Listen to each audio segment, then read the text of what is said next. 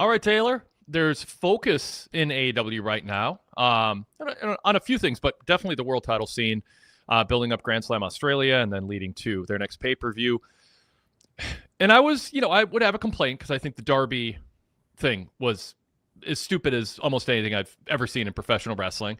It's in that category of obviously the perpetrators should never be allowed past security in an AEW event again. Charges should be pressed. Their name should never be mentioned again. And it's absolutely ludicrous and ridiculous that, they put poor Excalibur and Shivani in a position to have to respond to something like that and then shift back to the regular pro wrestling world that we all live in. So that's just really stupid. On a smaller note, I didn't like the ref just calling for the bell when Jack Perry attacked Ricochet on the ramp, unless I missed that it was like a no DQ. Was it a no DQ match? No, not that I know of. Okay, so why are referees calling for a bell when someone attacks somebody before they even have a chance to enter the ring and they're still in their ring gear? That's super stupid, and AEW's been better about not doing super stupid stuff. So it's already in a bit of a mood, even though there's a lot of good we're going to definitely focus on once I get this out of my system, Taylor. But then we had this main event where Hangman comes out after the bell ring, and I knew we were in trouble because Excalibur, I'm all wound up, because Excalibur said we're going to take our last commercial break before the main event. I'm like, okay, well, it's going to be a short match then, because they always do commercial breaks in the middle of matches that go long. Yeah. So I'm like, okay. I mean, in my mind, I'm just like, okay, what's about to happen? Because they never say that. And then Brody puts MJF in a sleeper from behind, and MJF apparently became like a complete cartoon character instead of a human being and a world championship athlete. And he just gets knocked out like we're watching some slapstick comedy segment. And he falls to the ground. And then Brody throws him in the ring and pins him. And then we get a bunch of people interfering. I think there was more stupid stuff, but not enough that it's in my mind worth mentioning that went on after that. So it was people went to that building, sold out the building, 1,700 plus. People tuned in, wanting to see a good Brody King MJF match. And we got what appeared to be, I'm assuming the War Dogs attacked Tony Khan during the show and sabotaged the show and put some, I won't mention names, but one comes to mind, of a really bad booker in place to sabotage AEW with just a cornball, cartoonish, like ridiculous closing 5 minutes of the show that my feeling is they're actually celebrating as wasn't that exciting and novel. So yeah, I'm a little upset about a few things on the show. All right, Taylor, I feel good. I'm not going to dwell on this, but I had to get all the way because there's some good stuff to talk about. You got to get out of your system. For sure. It's all right. Yeah, but how were you on those items, especially the closing, the main event match that they advertised and, by the way, did not deliver on, and everybody in this era knows you're in charge of delivering on a match or not delivering. Are we supposed to be just thrilled that Brody gets a match and MJF cartoonishly got knocked out in 1.5 seconds from a sleeper? Yeah, I mean, definitely wasn't a Gunther sleeper, right? Didn't fight through that for a while. No. I mean, my first thought was, wow, if I was in that audience, I think I'd be really disappointed. MJF wrestles so rarely on TV that, I would have been pumped up the whole time in that crowd waiting for that match. I mean, I was excited on my couch waiting for that match. I mean, you figured that Brody was going to go over and there was going to be shenanigans involved to kind of get it to happen, maybe outside interference with something. One of the Shocks circling MJF for that title is going to come out and distract them. But yeah, I wasn't a fan of just how quickly it was. To the Darby thing, I guess I can kind of see where they were going. I kind of got the sense where they're in Vegas. They're going for kind of the old school mafia vibe of bringing the guy out to the desert. You know what I mean? That was kind of how I thought about it. But this is pro wrestling, not Breaking Bad. When they first kidnapped them. Yeah. When they first kidnapped them, my first thought was, wow, commentary doesn't seem too concerned that a madman just kidnapped one of their top stars and threw him in the back of a car and drove off. I think Shivani at one point just kind of said, well, I guess we'll have to see what happens here. And it was like, yeah, I guess we will. Hopefully, he doesn't murder him. But yeah, I would say I wasn't a fan of the Darby thing. And then, like I said before we went on, I feel like I'm kind of still processing that main event a little bit right now. My initial reaction was, wow, I don't like that. So yeah, I guess I'm with you on those 2 points. No, you don't have to be. You can take Zach Barber's side because he'll defend anything, no matter how ridiculously stupid it is, apparently. Because he goes, okay, Wade, let's see what happens if Brody King puts you in a sleeper hold from behind. Well, first of all, I promise you I will not be knocked out in 1.5 seconds. It'd take at least 4 seconds, okay? And MJF is a world champion who works on his neck muscles, has endured sleepers and submission holds before. He's supposed to be your top guy, a credible heel. And now, I mean, I'm sorry, but you just reset. Like, pro wrestling gets to decide how much moves hurt. And it's ridiculous to a first-time observer, you know, like why do people do a lot of things in pro wrestling? But the key is sell them consistently. You know, if a pile driver is a career-ending neck injury, you ban it, and if a heel does it, then the babyface is out for 6 months. That was a rule in 1978 and 1979 and 80 and 81 and 82 and 83 and 84 and 85. But eventually it became just a transition move, and it took a spike pile driver to knock somebody out, or a pile driver on a table in the late 80s. And then eventually we got to the point where, you know, it didn't happen much at all. Like, you can just tell that story about a lot of holds. You have to have a consistent internal logic, and that was not present. And now Zach runs in with a super chat, so he's paying me to read this excruciating comment. And he says, come on, man. Brody King smoked MJF in 2 minutes, and the crowd absolutely ate it up. You know who also eats stuff up? Kids who get served cupcakes and candy for dinner. It doesn't mean it's healthy. You're going to pay a price for it later. You do not defend bad, absurd booking because the crowd pops for it. And by the way, they're still going to be mad that they didn't get a match. And if they're not, they should be. So screw them. Screw the paying fans who aren't upset with AEW.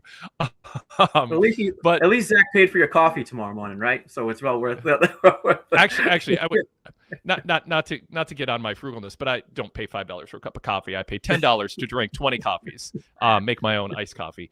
On occasion, I have to buy a cup of coffee, and it's usually more than $5. So thank you, Zach, for contributing to when I don't have coffee handy, having to buy it overpriced at some fascist coffee chain.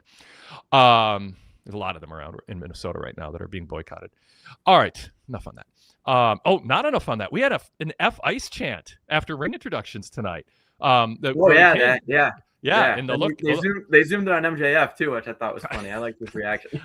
I was going to say, maybe MJF was so stunned from the F Ice chants that's why he just he was already lightheaded. He's like, what do I do? This is crazy. They're stealing my thunder. Good for Brody King for bringing that along. So variety of opinions on here. I have my strong opinions. I'm fine with someone having a disagreement, even though I won't never respect you again. If you do. But Rye 12211 for the record says the main event was awesome, to the point, and believable. Well, it's to the point. MJF is protected and Brody is made. It was smart. Okay. Let's see. Well, I don't want to. That's different. Let's see. There's another comment here.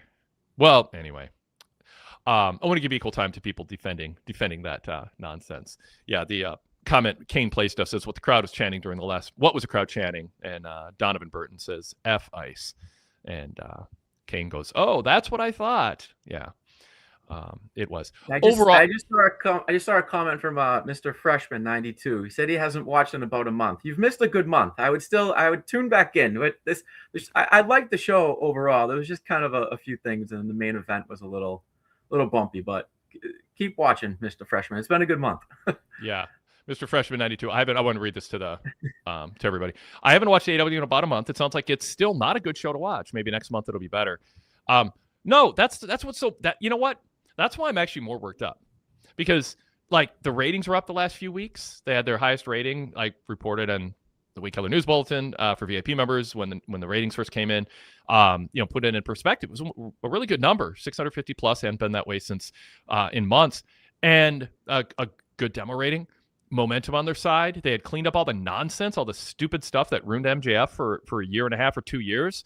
They clamped down on some of their bad instincts and just started producing a structurally sound, logical show built around personalities that people were rooting for or against, or the Death Riders. And they were telling stories based around wanting to win a world championship and believing that is enough. Like, it's enough. There's a world title. That should be enough. And they have the momentum of Tommaso Ciampa, AJ Styles rumors, some influx of other talent.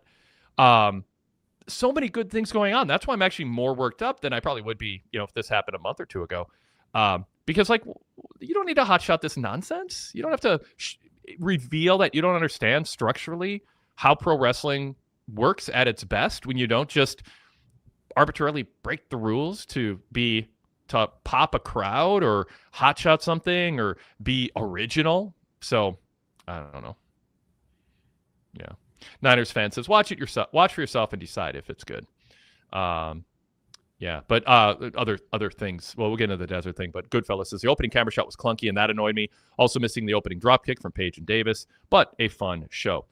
And we will, after our table set here, and take a deep breath, we'll get into the fun part of the show, because there was a lot here, as Adam Kidd said, an enjoyable show tonight, and it was, except for the parts I just ranted about. All right, let's pause and take a deep breath, introduce the show, and then we'll move on to other topics. This is the Wade Keller Pro Wrestling Post Show on Wednesday, February 4th, 2026. I'm Wade Keller, host of the show, editor, publisher, and founder of the PWTorch weekly newsletter. Paper copy being held up for our YouTube viewers. Latest copy hot off the press with our Royal Rumble coverage, roundtable reviews from VIP newsletter exclusive reviews from Sean Radican, Greg Parks, Rich Fan, and me with 1 to 10 scores on the event. And Greg Parks with his page 10 column that appears in the paper copy every week, just about every week, with his predictions for WrestleMania's lineup coming out of the Rumble, a tradition for him.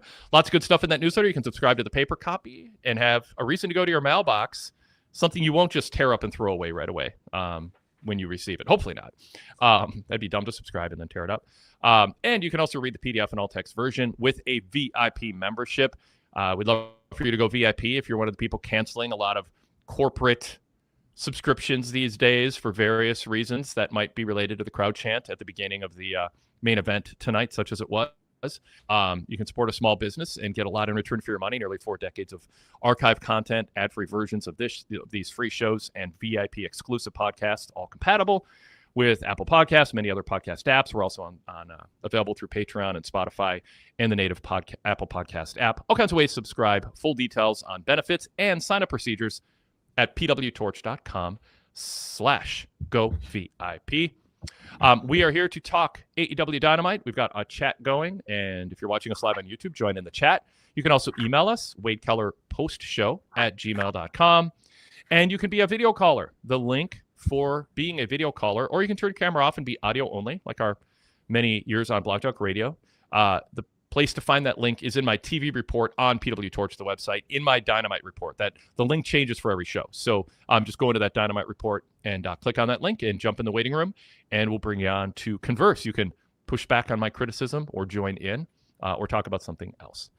Taylor Halley is making his co-hosting debut. He's been an on-site correspondent before, PWTorch contributor. Taylor, welcome. Good to have you here. I know you wanted to be on last week's show, and it would have been more fun for you than to sit here and listen to me rant. No, that's right. I was I'm excited to be here. Good. Yeah, I do the AEW top matches and top promos columns weekly. So hope everyone is reading that. And I've been a fan of this post show since the beginning. So it's pretty cool to be on this side of it eventually and talking with everybody. Awesome to have you here. You do great work with those columns. I wrote to you early on and just said, you're noticing things I don't notice. You're making me feel guilty for not noticing things that you noticed sometimes.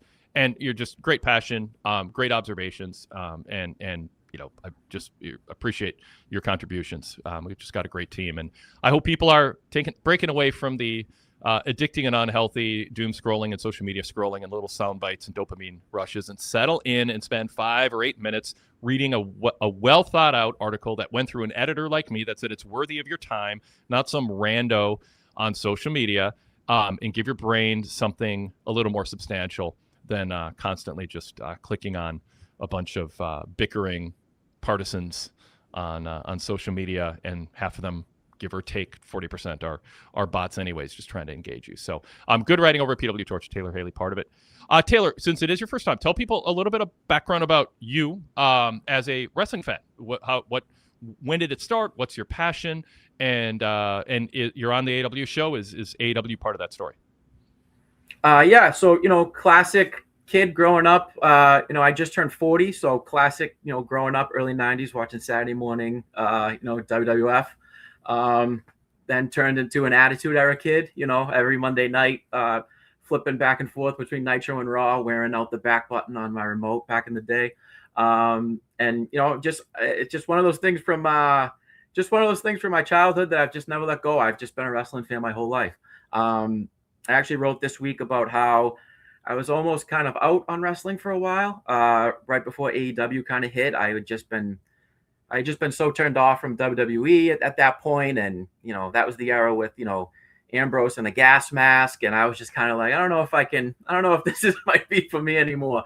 I was kind of just staying caught up with podcasts, and was kind of checking in Rumble season or WrestleMania season. And then AEW came in, and it just really rejuvenated my love in wrestling, and then helped me kind of get my love back for WWE. So I've been a fan of the Torch for a long time. I used to, I think someone in the chat even said, "Oh, hey, this is the guy that used to call in from his car after the post shows at AEW." And then I reached out to you about maybe possibly jumping on and writing, and you were gracious enough to do that. Just someone you don't know, maybe emailing you out of the blue.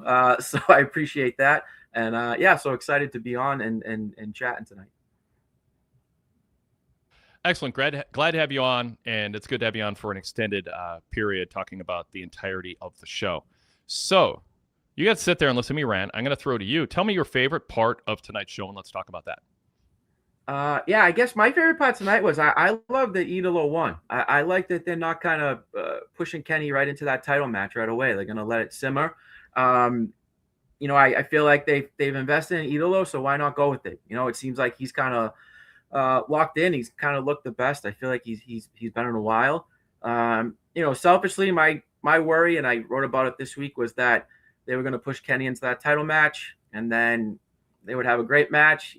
MJF would win, and then Kenny would go back into his little elite world, and this kind of Kenny that we have right now, who's title driven and locked in, and he's out of that kind of elite world, and he's doing different things. We were going to lose that. So I was pleasantly surprised that Idolo won tonight, and I like that now Swerve is involved with Kenny. I'm excited to see where that's going to go.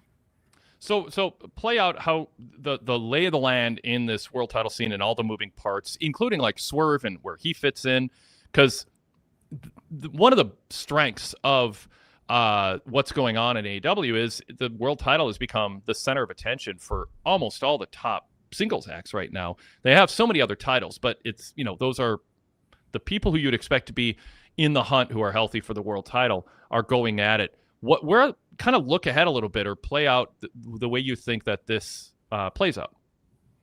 Yeah, so I mean, even tying in the Ospreay teaser tonight, which I was happy to see that. I'm glad to see it. Seems like maybe Will is going to be coming back sooner rather than later. I mean, you never know what next, so it seems like everything's going well there. I mean, I wouldn't mind seeing Idolo go to Revolution to fight MJF. I'd like to see MJF kind of involved in that Callis world. I'd like to see him and Callis on a little bit of a battle on the mic, maybe. And I would just keep having Swerve, Hangman, and Kenny just kind of revolve around each other, and everyone's just kind of going after MJF. I think maybe after Revolution, the next pay-per-view is Double or Nothing. Maybe that's when Kenny gets his title shot.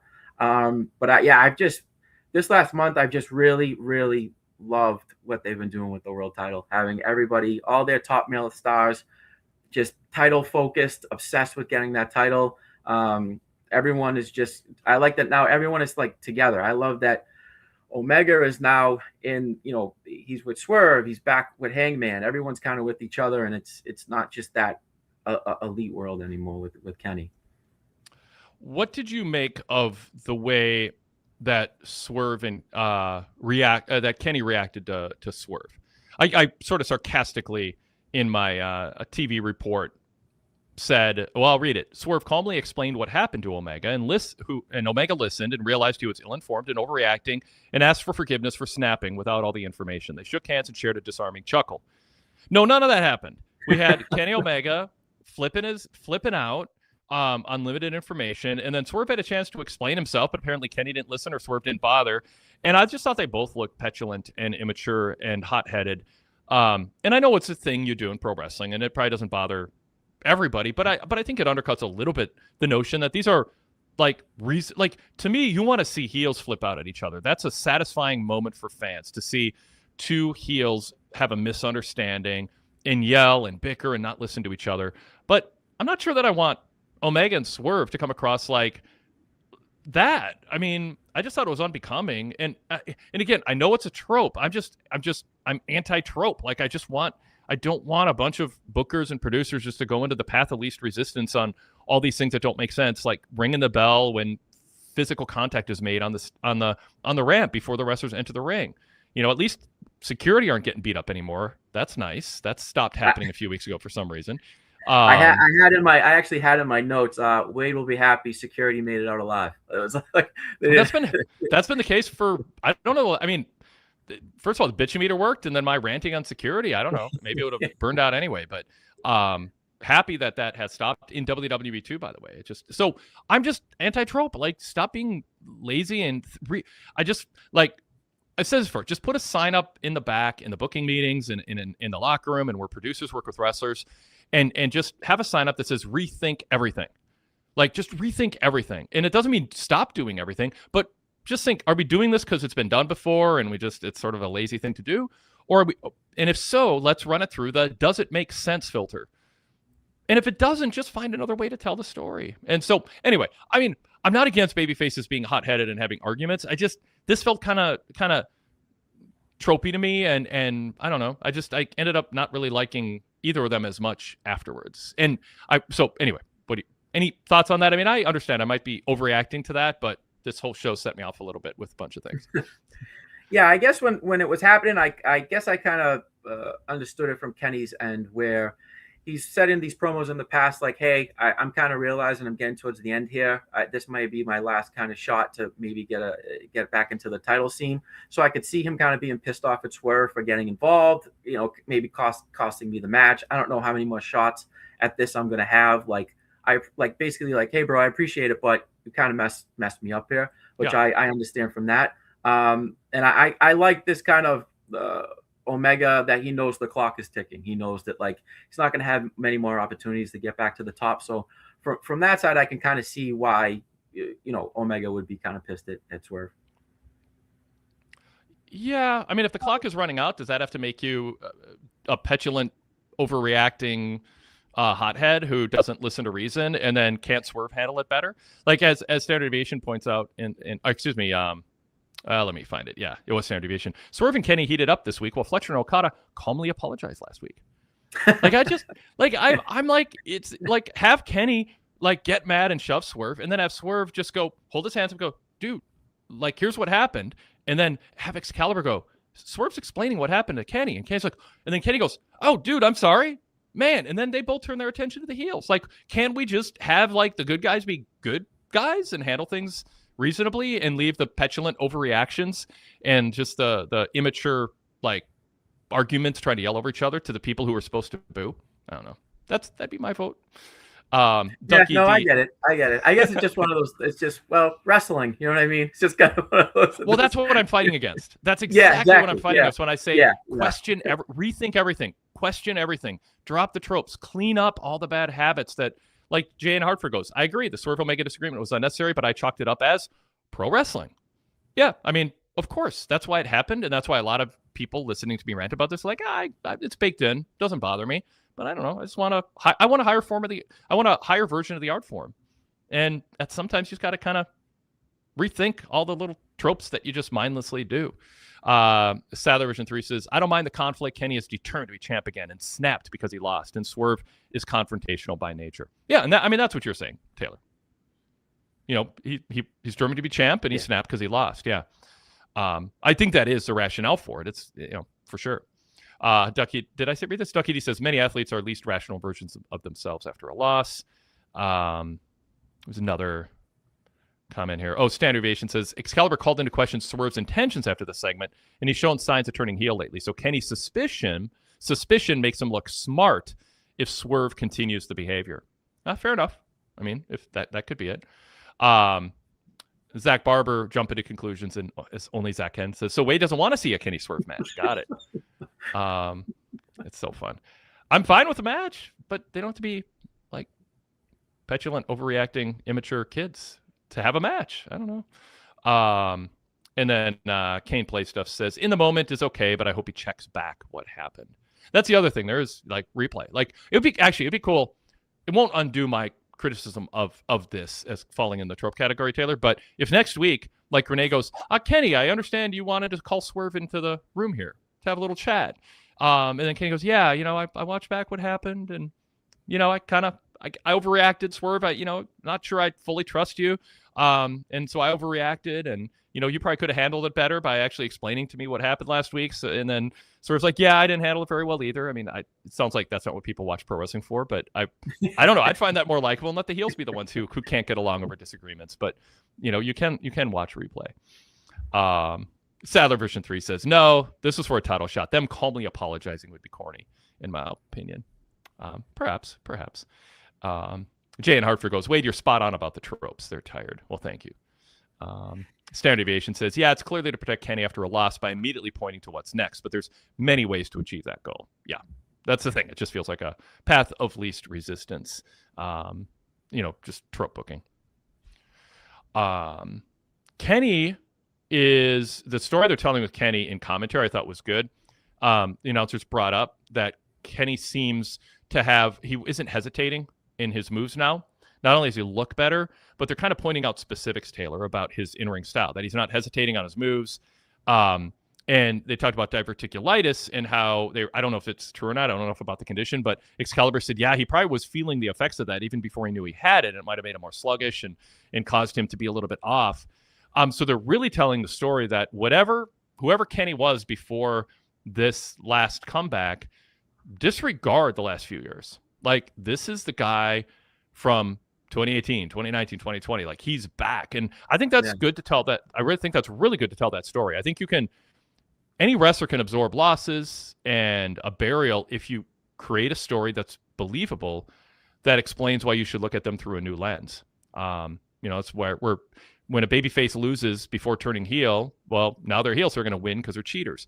If they lose when they're heel, but then they turn babyface, you can go, well, they had a bad attitude and they're listening to the wrong people and they're trying to take shortcuts and they're better than that. And in this case, just Kenny's health issue, they're really drawing attention to, and I think doing a good job giving people a reason to give him a fresh look and to notice how much better he actually is right now. Yeah, and you can tell just by watching the matches and just seeing him on TV every week. I mean, you could kind of tell. I mean, I'll never forget seeing him, that promo before he went to the hospital for the diverticulitis, and it was like, what is up with this guy? What's going on here? He just didn't look. I mean, that was like, it was like, he doesn't look great. I don't know if he's just kind of checked out of this or what's going on, but yeah, I mean, he looks awesome. I love having him back on TV every week.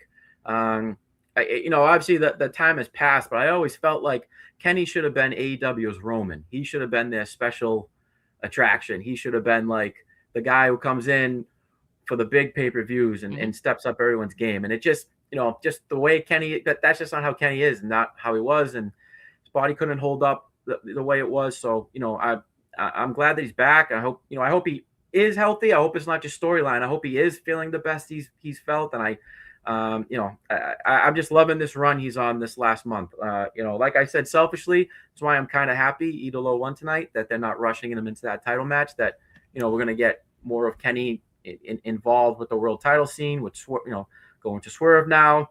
Maybe they can revisit Hangman. Eventually we'll get to him and MJF, which will be great. That match they had a few years ago in Collision was awesome. So yeah, I mean, just overall, and anytime you could, he's a star. Anytime you can have Kenny back on TV, it's great for everybody. You brought up Hangman, all these things are coming to me that it was like the absence of irritants the term I coined when Paul Levesque took over for Vince McMahon. This was like the return of AEW irritants for me this episode, because you also had Hangman, who last week, you just brought him up. Last week he was like less over the top, less histrionic in his promo, and then this week he wants to get his title match back from MJF, and he goes, I'm going to stomp your tiny little balls so all your future kids are dead. Don't ever accidentally take Hangman's parking spot in a parking lot, or he'll go into the trunk, take out a sledgehammer, and destroy your car.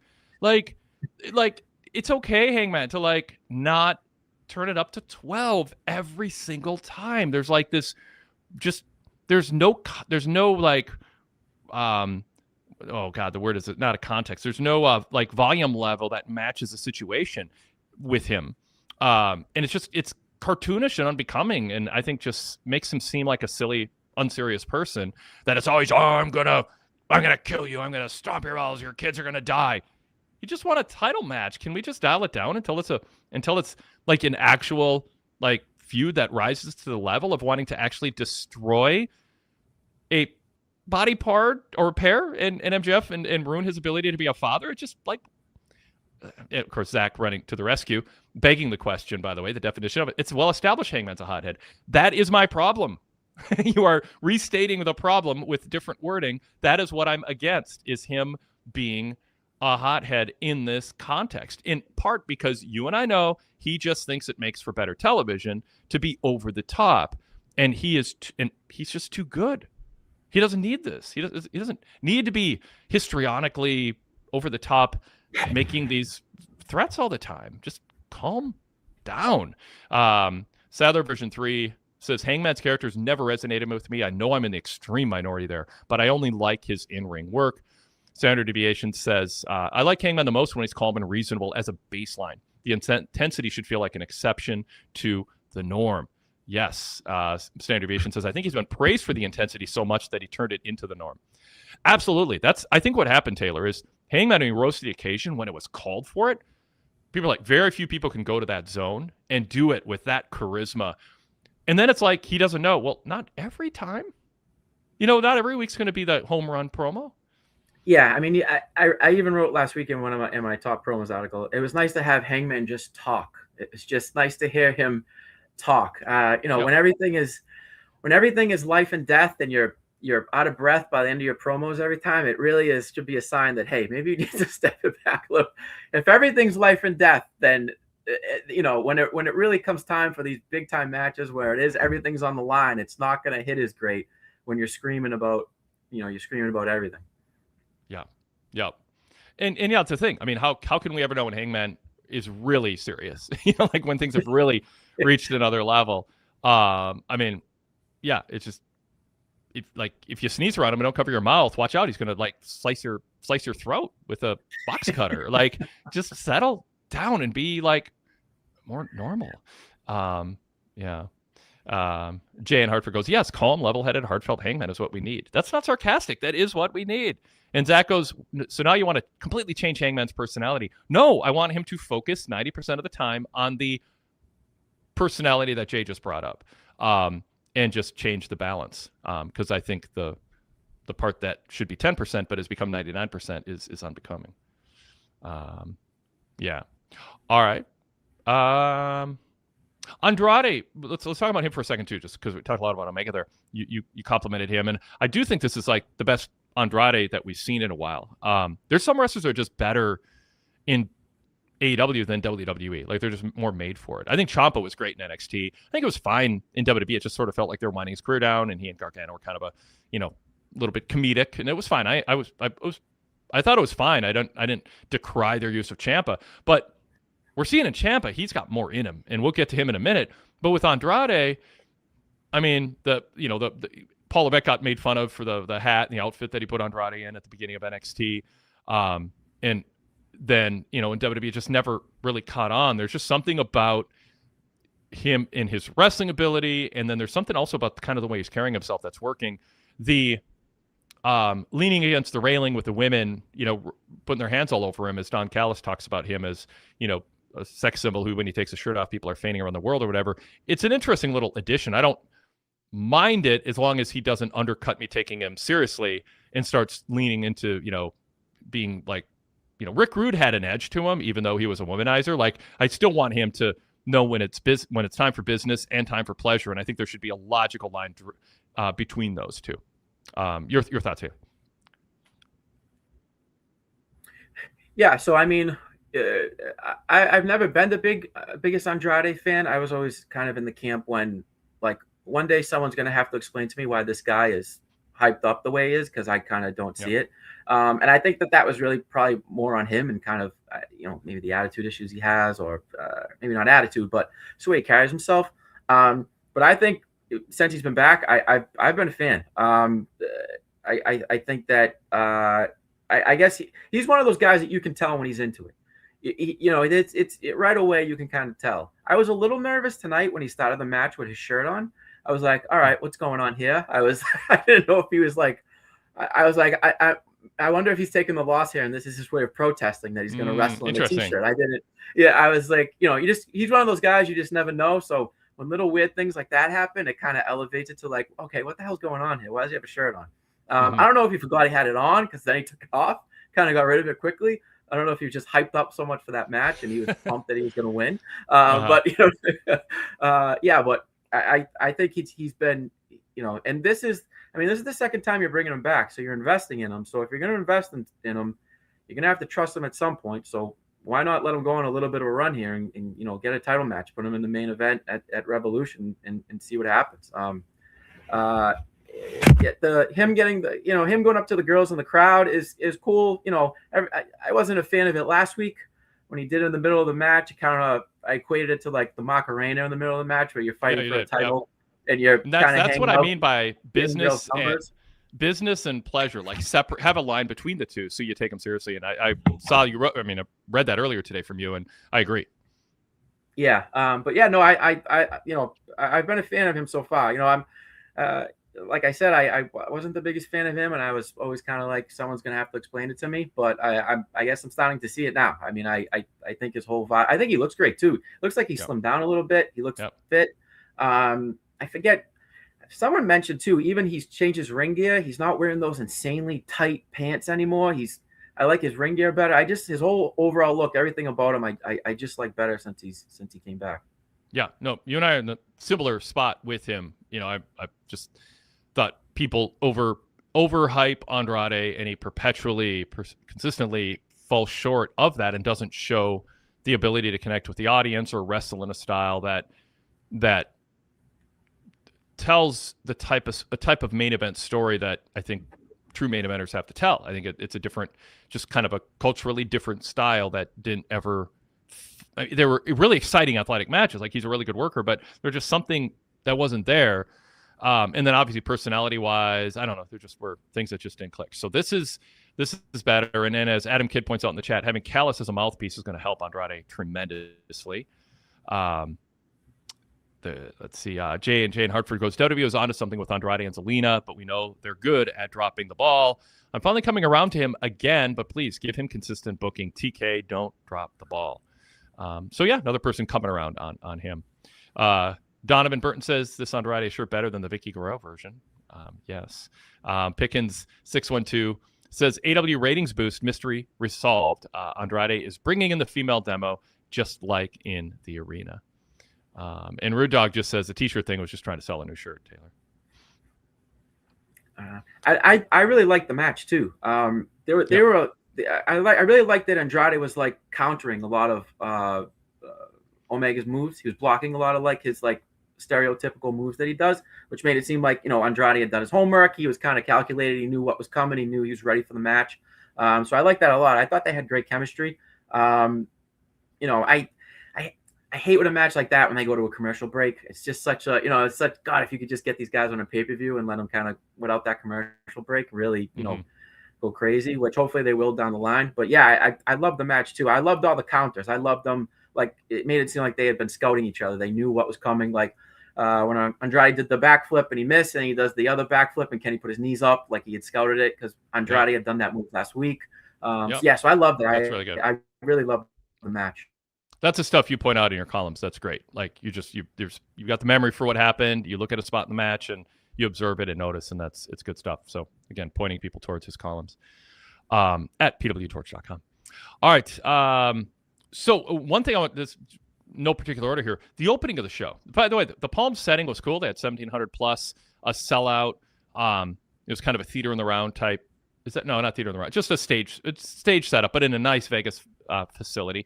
That, by the way, that bothered me too. It's like number 11 on the list, not top 10. But you're in Vegas. Show freaking Vegas, right? Like, it's just how do you not? I mean, that's not that's not a trope to show the energy and the atmosphere of the town you're in, and they're in Vegas at the Palms, and they didn't show an exterior shot. Like, let us know that you're in Vegas. That's a big market to be in. It's the home of WrestleMania until next year. So anyways, I'd say small thing, but like it's just part of the vision, the lack of vision for the presentation of the product. That's part of the missing part of the vision for the product that AEW's always come up short on. But the good part with the caveat is the opening sound bites from the wrestlers. And Kane Play Stuff says, I love the opening of the show of the wrestlers talking about their match while running down the card. I like that in general. I liked it mostly tonight. It did clock in at 3 minutes, and I think probably 90 seconds or 2 minutes is probably enough. I started just I'm not impatient when it comes to stuff. Like I try not to be short attention span critic. Like, oh, you just got to feed me Crash TV constantly, otherwise I'm going to be bored. But it did seem like a lot. It was kind of like Excalibur plugs for mentioning the lineups for 3 upcoming shows.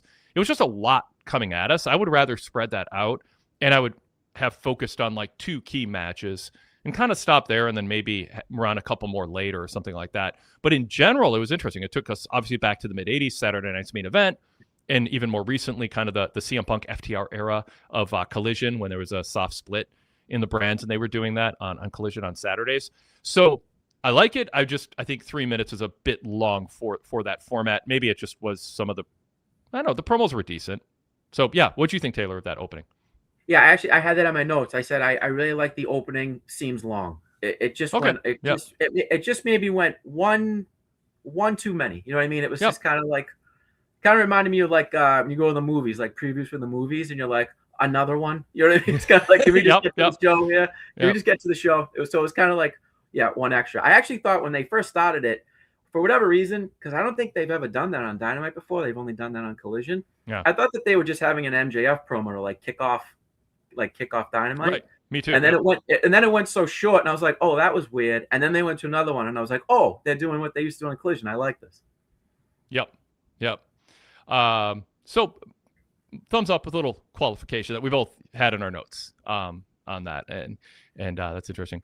All right, so we had Garcia and Yuta against Takeshita, Alexander, and El Clone, and Pac in there too.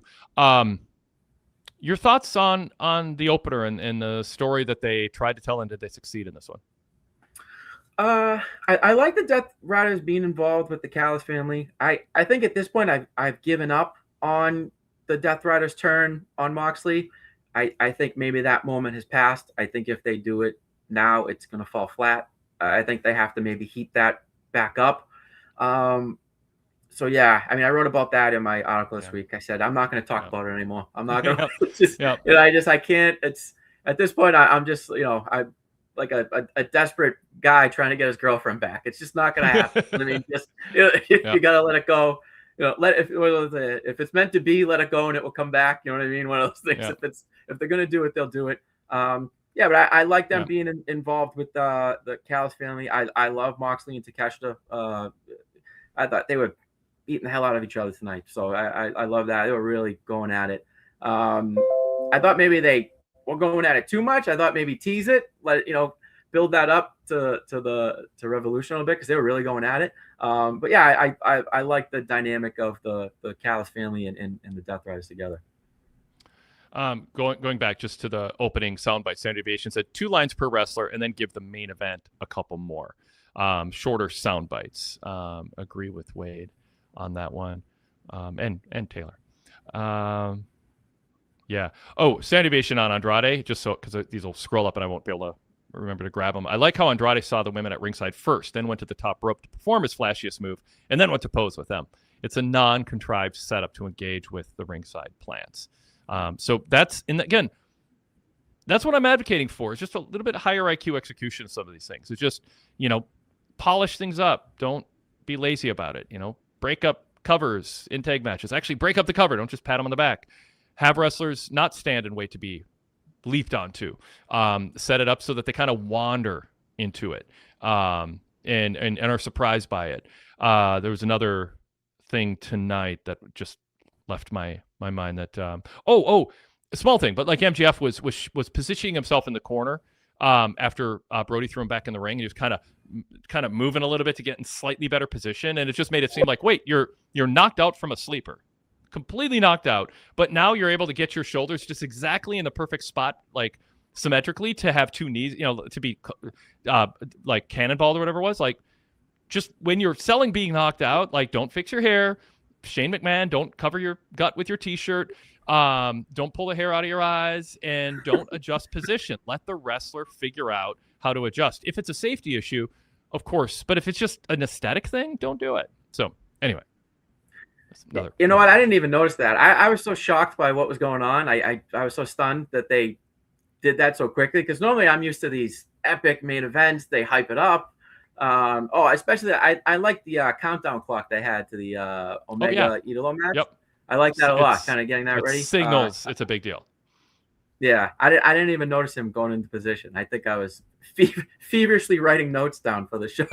Yeah. No, I miss stuff too. That's why I read your stuff, because then I missed that. Taylor picked up on it. Yeah.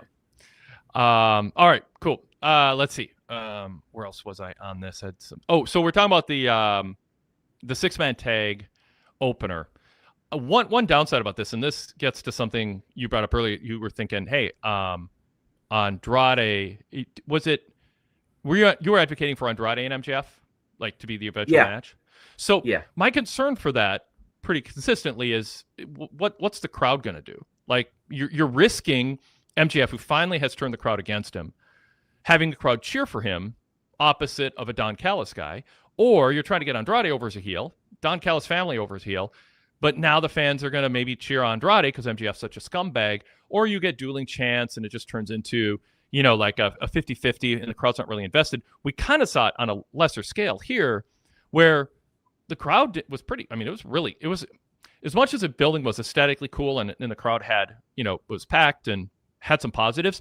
The opening match, it was quiet. Like, it was just really quiet. And I think it's because there wasn't a babyface heel dynamic here. And people just want to chant F Wheeler Yuta, but it's against, the Don Callis family. I mean, they kind of like Takeshita. Obviously, they kind of like Moxley. So it's just kind of I just don't think, to me, like, ultimately, pro wrestling isn't about moves. It's not about shock and surprises. It's not about misdirections and fooling the audience.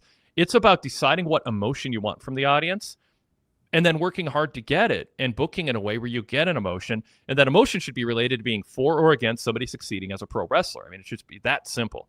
It shouldn't be shock and surprise. I can't believe they did that. OMG or ho ho ho moments like Excalibur for a big spot. And so every once in a while it's fine. We're seeing Punk and Roman in a face-to-face matchup, but that's the exception that proves the rule. There's enough there to support it without the face-heel dynamic. So I don't know, that's my concern for Andrade, MJF, because I think they're both at critical stages right now, and you don't want fans starting to side with one or the other. And that's why I share your frustration with the Death Riders, because what are they? Who are they? Why, are we supposed to cheer Pac now? Or Yuta? I mean, like, yeah.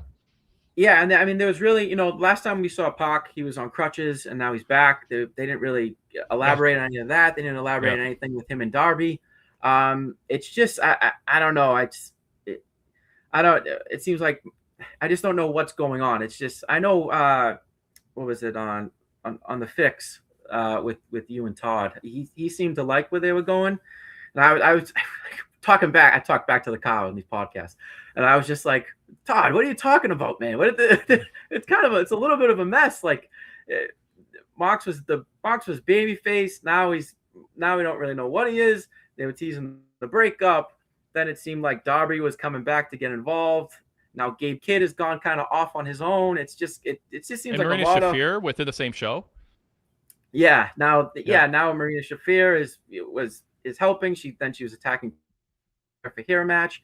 It just doesn't seem like they have. It feels like there might be a lot of things going on. Like, people are pulling things in different directions. Somebody wants it to go one way, another person wants it to go another way, and it seems like they might just be settling on a compromise in the middle. And it's just, for me, it's just not working. I just feel like every faction kind of has an expiration date on it, and I just feel like the Death Riders, for me, they've reached that kind of expiration date where, their mission forever was to cleanse AEW and bring it back to what it was before. And I feel like that story kind of ended with Hangman.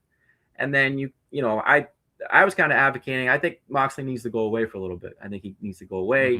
Mm-hmm. It's freshen that character up a little bit. But then he went on this incredible run. And I even wrote in my article, when I'm wrong, I'm wrong. He's been unbelievable. But now I just kind of feel back. It's just not.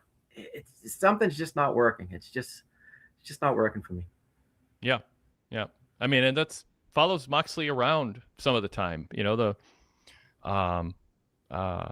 Combat Club and the babyface promo, but I'm supposed to be heel because of my facial expression. Will I say it? I mean, I'm too intense, even though what I'm saying everyone is cheering. So yeah, I don't know.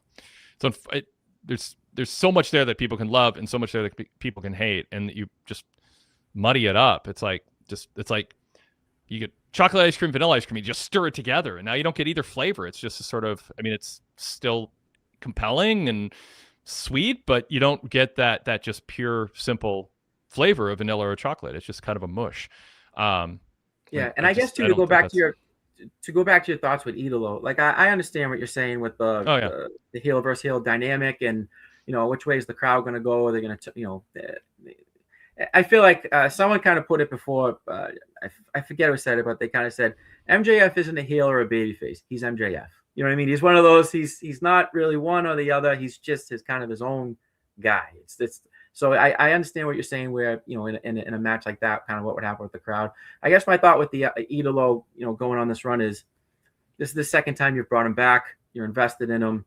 I guess I guess what I'd like to see Hangman and MJF and in that main event and Revolution. But I don't know, maybe just freshen it up a little bit, put Idolo in it. We've seen Hangman in the main event for a while, and then maybe afterwards have Hangman get involved or somehow. But but I understand what you're saying there.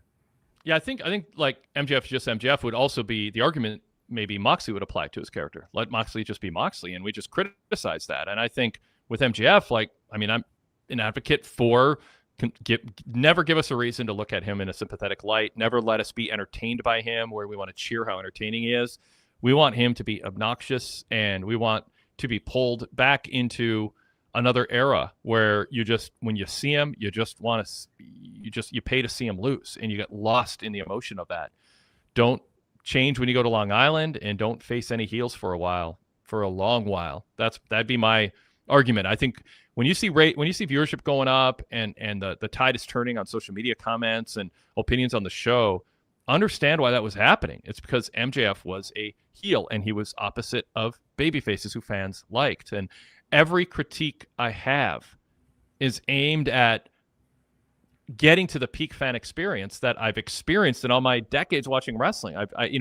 The peak fan experience is when you're not being too cute about things. You're not lazy tropes. You're not trying to reinvent something that it doesn't need to be reinvented.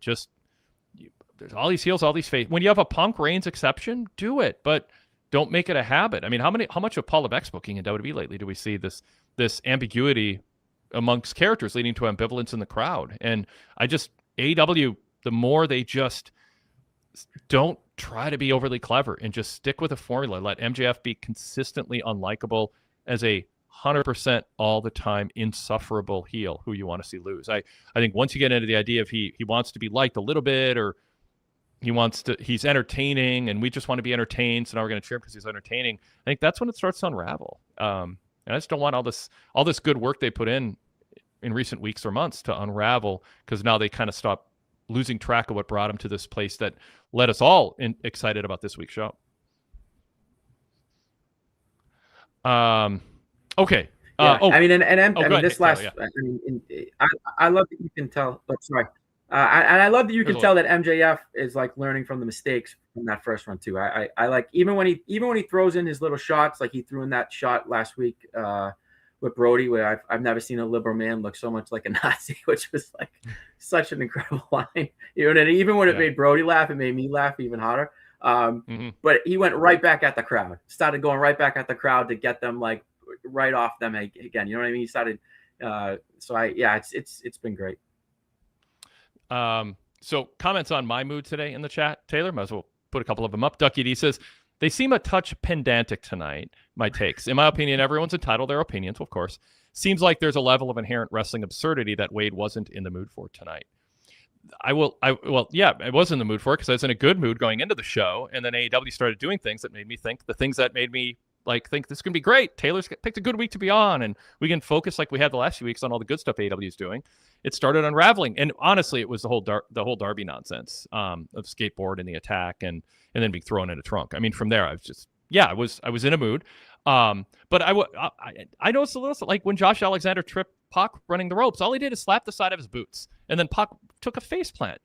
Like, make things look like you're really doing them. When you whip someone into the ropes, Jack Perry, whip him into the freaking ropes. Don't just casually give him a little shove where Ricochet has to do a do-si-do twirl because there's no force to it. Like, clean this up. Clean up the fundamentals. Make the show believable. Have a core logical structure that you abide by, and then have the wrestling characters themselves and the moves and the athleticism and the prestige of the titles carry it. Don't get overly cute with, oh, we're in Vegas, so let's do a desert angle. It doesn't fit in the narrative structure of wrestling. So it's not pedantic. It's an abundance of well, in my opinion, which I have a right to. It's a whole collection of things that undercut what I think was AEW cleaning up all this mess. Donovan Burton says, speaking of logic, countdown clocks would be impossible in kayfabe unless every match had an announced time limit. Yeah, if you have a countdown clock and you meet it, Taylor, that is kind of hard to explain if the bell rings exactly when you said it was going to, when you had a match or two beforehand. Yeah. I guess too, like AEW's been like this last 5-6 weeks, they've been on such like a great run that when they do those things that are annoying, it's gonna you notice it even more. It's like, you know what I mean? It's like I have a 5-year-old. It's like when he has a great week, but then that one day he does that one thing. I'm like, what are you doing? What's going on? Like we were doing so great. We were doing so great. You know what I mean? I have like a 7-month-old dog, and that's how it is. Like you're doing so good, and then that. Yeah. Kane Play Stuff said, I'm pretty confident Wade doesn't like absurd wrestling. Well, I mean, if your goal is not to make money and sell tickets, it can be fun. But I'm not here to advocate what's kind of fun and entertaining. The core foundation of what I say is advocating for a peak fan experience that makes the wrestlers who are sacrificing their bodies and their time with limited career spans to make the most money in front of the most people. And I don't like sloppy booking, and I don't like laziness and a lack of attention to detail and throwing logic out the window because it's just pro wrestling. I find that insulting. I put too much of my life into watching wrestling and covering it to watch a bunch of people come in and just be like treat it like this frivolous thing where there's nothing to be bound to when it comes to making things make sense. So yeah. Someone says there, where is it? I'm looking up. Goodfellas says, me Googling pedantic. Zach Barber, in a shocking turn, says, I agree with Wade on that one. Let MJF be a clear heel. Where is another fun comment here if I can find it? Oh yeah, Jericho. Rude Dog says Jericho taught Jungle Boy how to work the ropes, how to whip someone into the ropes. That was during all the time Jericho was the best wrestler in the world. It unraveled every time he whipped someone to the ropes, like he was gently leading an 80-year-old woman through a crowd at a grocery store or something. He's got to be very careful. I did notice that. I did. Now that you say that, I did notice that twirl from Ricochet, and I was like, "Oh, that was interesting. That was a little extra." I did, but now that you say why, I understand. Yeah. All right, so I can move on. So let's go to Orange Cassidy and Tony Storm against did they announce their names? Jordan Oasis and Brittany Brooks. Like, did they get ring introductions or anything? I think they just put their names up on the screen and then maybe commentary. Yeah, commentary mentioned them. I didn't even notice their names on the screen, but I might have just missed that. I was genuinely asking. I just didn't know.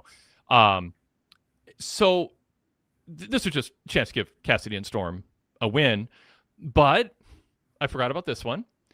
This was not a tornado match, right? This was if one person tags in, then the other gender has to take in legally. Yeah. It's one-on-one.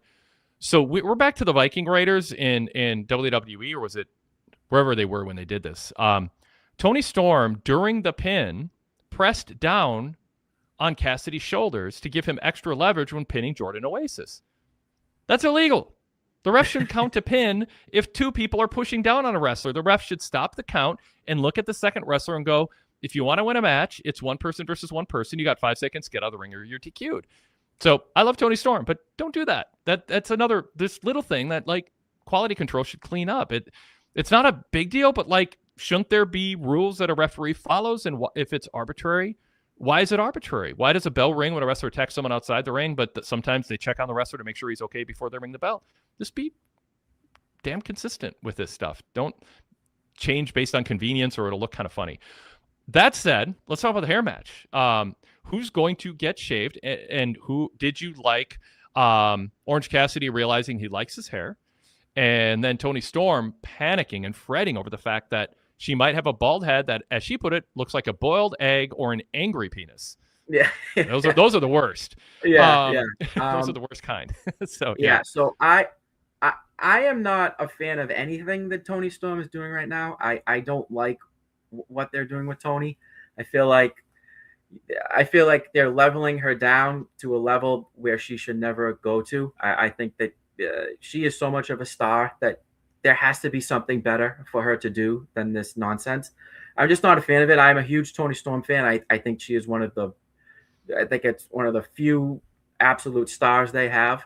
And I just think that what they've done since she lost that title, I was excited for the pairing of her and Mina. I thought that could have been fun, and I thought that they could have a lot of fun with that and made it work. And then it just didn't for me. I just thought it got too ridiculous. I thought they went a little bit too far with it. And then again, they had her with Orange Cassidy at the beginning. I was like, oh, this is fun. This could be cool. This could work. And then it didn't. And I just don't like it. I hope that they're not crazy enough to shave her head. I think she would do it if they asked her to. I think she would 100% do it. I hope they don't. I'm guessing, I don't know, maybe Wheeler Yuta gets it or Orange Cassidy gets it. But yeah, I'm not really thrilled with anything that they're doing with Toni right now. I think you're muted, Wade. I always see I tell every co-host this. I always see that on my screen. You don't have to tell me. It just flashes and I'll catch it.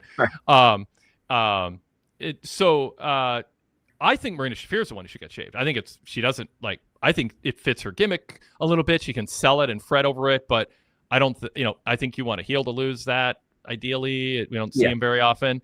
And I think it can give her actually kind of more of more of a badass edge. She would look like a badass with a shaved head. Yeah.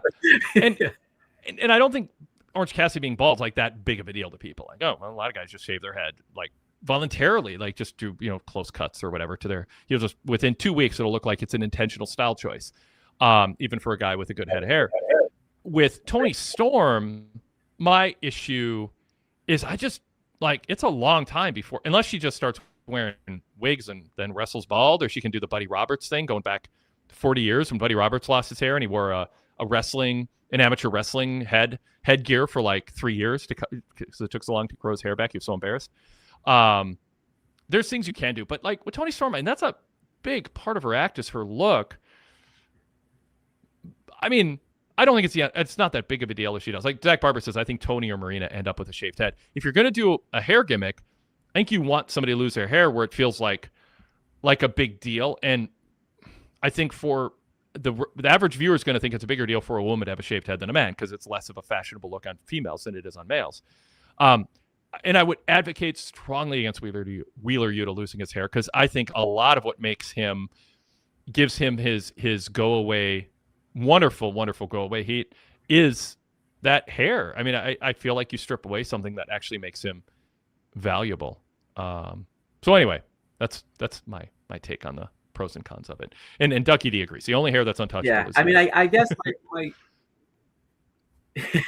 I guess my thought was it was would they have Toni do it, because you could have her come out in like a new wig every week, but how long is that gonna last? You know what I mean? It's after 4 or 5 weeks it'd be like, okay, we get it. It's it's a different wig every week. But yeah, I mean, I guess you're right. Marina would look a badass with a shaved head. She would. She would look. Yeah. And the key is the heel has to sell it. She shouldn't act like she's okay with it. I mean, I guess there'd be heat in that. Like, yeah. And that was my thought too. Is like I can see the visual of Toni Storm having her head shaved and just having a total meltdown, like in the ring, and grabbing her hair and holding it and throwing it and Yeah. withering around in the ring in it. I don't know. I hope they don't do it. Marina Shafir could shave her head at ringside before the bell rings and then voluntarily take the fall just to spite everybody and go, I wanted to be bald anyway. I'm tired of having to shower every morning and worry about my hair. Yeah. I'm not really suggesting that, but that'd be a legit heel move to do. It's just like, I want to lose. I'm in a hair match and I want to lose. I'm going to shave and I'm going to volunteer to lose on purpose. Yeah. I love this late to the party. J AVFC 87 goes, what'd you think of MJF getting squashed? I think it was stupid.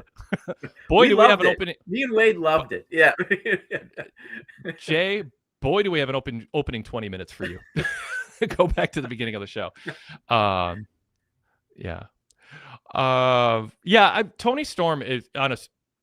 Seriously, Taylor, it's interesting. They're like, how to best utilize her. She's good in the ring. She's their most compelling personality. She's a bit polarizing as a character. Not everybody appreciates what she does, and then others are just appalled that people don't appreciate what she brings. I think she can work in a wrestling universe, even though it stretches the bounds of what I normally ask for. I think she can. I think you can imagine there being somebody who's like her, who is that eccentric and also sometimes wink into the audience, sometimes not. Or I think the idea is she acts crazy to cover for the fact that she's a little bit crazy, and it's like almost a cover story. And it's like, yeah. So I'm worried that they're going to take something that is cute and entertaining and then lean into it. And the only example I have is like when Michael Cole goes, now that's a pipe bomb promo. Like it was until the voice of the corporation said so. Yeah. And now you've christened it official and approved by having a phrase ready to go to describe it. Cole's the last guy who should be saying anything about CM Punk's authenticity. Like let him call it, but don't. So with Tony Storm, the fun is not acknowledging, not leaning into how crazy she is, but putting a crazy person in a normal situation and having it stand out. But when they start like going a little too far with it, now it just becomes kind of zany mid-card, undercard stuff. And I worry it might be heading that direction. Yeah, and that's kind of the way I felt when after they lost the tag title tournament with her and Mina, it started to become a little too much, where I was like, oh, they're really kind of leaning into the craziness. A little bit too much. That's why I liked when her and Orange got together. I was like, oh, this could be cool. Like this could be, I know I get. She calls him Citrus Boy. It makes me laugh. You know what I mean? Like stuff like that. I'm one of the. I love Tony. I'm one of the people that works for me. I laugh. She's entertaining. I thought she was the MVP of AEW for a long time. I felt like every week she was, kind of. Killing it every week. But I feel the same way. I feel like we're teetering on that cliff of it's becoming a little bit too much. They're leaning way too much into it. Standard Deviation says Tony needs a refresh. Tagar Laga says Wheeler Yuta will have to have his hair touched. Another Yuta, that being Yuta Nakamoto. His hair is untouchable. Yuta Nakamoto is a K-pop idol, FYI. Yeah, thanks for letting me know that. Jane Hartford goes, Wade, you raised a good point about Yuta. He's reached a point that his heat is so strong, the crowd will eat up the opportunity to mock him. Yeah, but I don't know, it's such a big part of his heat. So, let's see. Somebody had a counterpoint to something I just lost. I thought I had marked it here. It's funny too when you brought up Michael Cole. I always think of that time night after WrestleMania when he was like, "Tonight's not like a normal night. Tonight is a night where the bad guys get cheered and the good guys get booed." And I was like, "Well, that's the end of night after WrestleMania. We're off forever." Yep. It's like, well, I don't have to watch this tonight. I was like, "This is the end of that." Absolutely. I mean, once you give it a slogan, once you acknowledge something that is better off, part of what makes the Raw After Mania effective is feeling like management and Michael Cole are squirming. But when he describes it, endorses it, and it takes away some of the fun. Ducky D. All right, Ducky D has a counterpoint. That hanging chokehold by that Brody King did MJF has been a one-hit kill on at least 4 different occasions. Several times against Darby, who's a top guy. It's not the biggest deal in the world. Taylor, is that a fair comeback? That there's precedent. I'd argue against it every time, but I would argue against it when you bill it as a TV main event. I'd argue against it because it feels like you don't want to deliver 2 matches, so you do a shock TV angle to avoid giving away a match so that you can save the match for another time, and you're taking something away from people. And MJF sold it like a cartoon character, and MJF's more effective when he's not going down the road of being a cartoon character. So I think all those are kind of triggering for me. That makes it seem like, no, don't do it, even if you've done it before. I don't think it's established enough. And I would argue, even if it was, I'd be arguing against establishing there's an instant knockout sleeper. Like, I get hitting with brass knuckles, you go down. I just don't think you put someone a sleeper and there's a special sleeper where you're out in 2 seconds or a second and a half. I just don't think that should be a thing. Yeah, I mean, and if I'm wrong, the chat will let me know, but I don't think Darby even went out that quick. I think there was still a little bit of a fight and Darby trying to hold off on it. I do too. I think the visual of it just being 1 second and him down on the ground. I mean, we all know that it takes more than a second. Even in the UFC, it takes more than a second when you get the chokehold. You know what I mean? Yeah. I just think the way it happened was too quick. I don't know if Brody dropped him too early and MJF just had to kind of like, oh Jesus, I'm already letting me go, and just kind of fell to the floor and was like, well, I guess I'm just gonna lay here. I think just the visual for me just didn't work of how quick it was. Sadler version 3 says, I don't think that move is over enough to kill off MJF like that. I don't mind shock flash finishes, but I think it has to be a move that is over to everyone, like Braun Breaker Spear, for example. And also, I mean, like, there should be some, like with Breaker Spear, it's remarkably better than anybody else's spear. I mean, there's just something, they've sold it, they've built it up. With Brody King, like, what, you got to sell me on the notion that there's something that nobody else in all of history, going back to the Gagne sleeper, and Nick Bockwinkel going to Japan and coming back with the Oriental sleeper, or the Von Erich claw, like, it's on instant. Like, how did he magically figure out a formula to knock somebody out in 1.5 seconds when in all of wrestling history, all these great it takes a little while to have the blood stop flowing and cause you to pass out. So I don't know. I mean, there's a lot of lack of logic in wrestling, but that shouldn't be a open season to just toss it aside because now it's different. I mean, I don't know. I don't know, Taylor, if you're at the stage where is son or daughter? I have 2 sons. Okay, 2 sons. I don't know if you've been at the age where when you sit down to play a game of like Sorry and they have 7 new rules. Oh yeah, for Sorry, yeah. Like we're gonna play this game. I got ideas on how to make it better. And about 8 minutes later, you're like, okay, can we just play?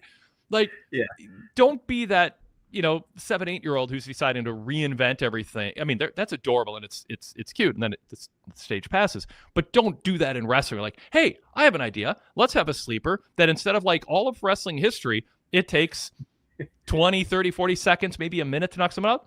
Why didn't anyone think of doing this? Let's have a sleeper that only takes 1.5 seconds. That's what a 7-year-old would say.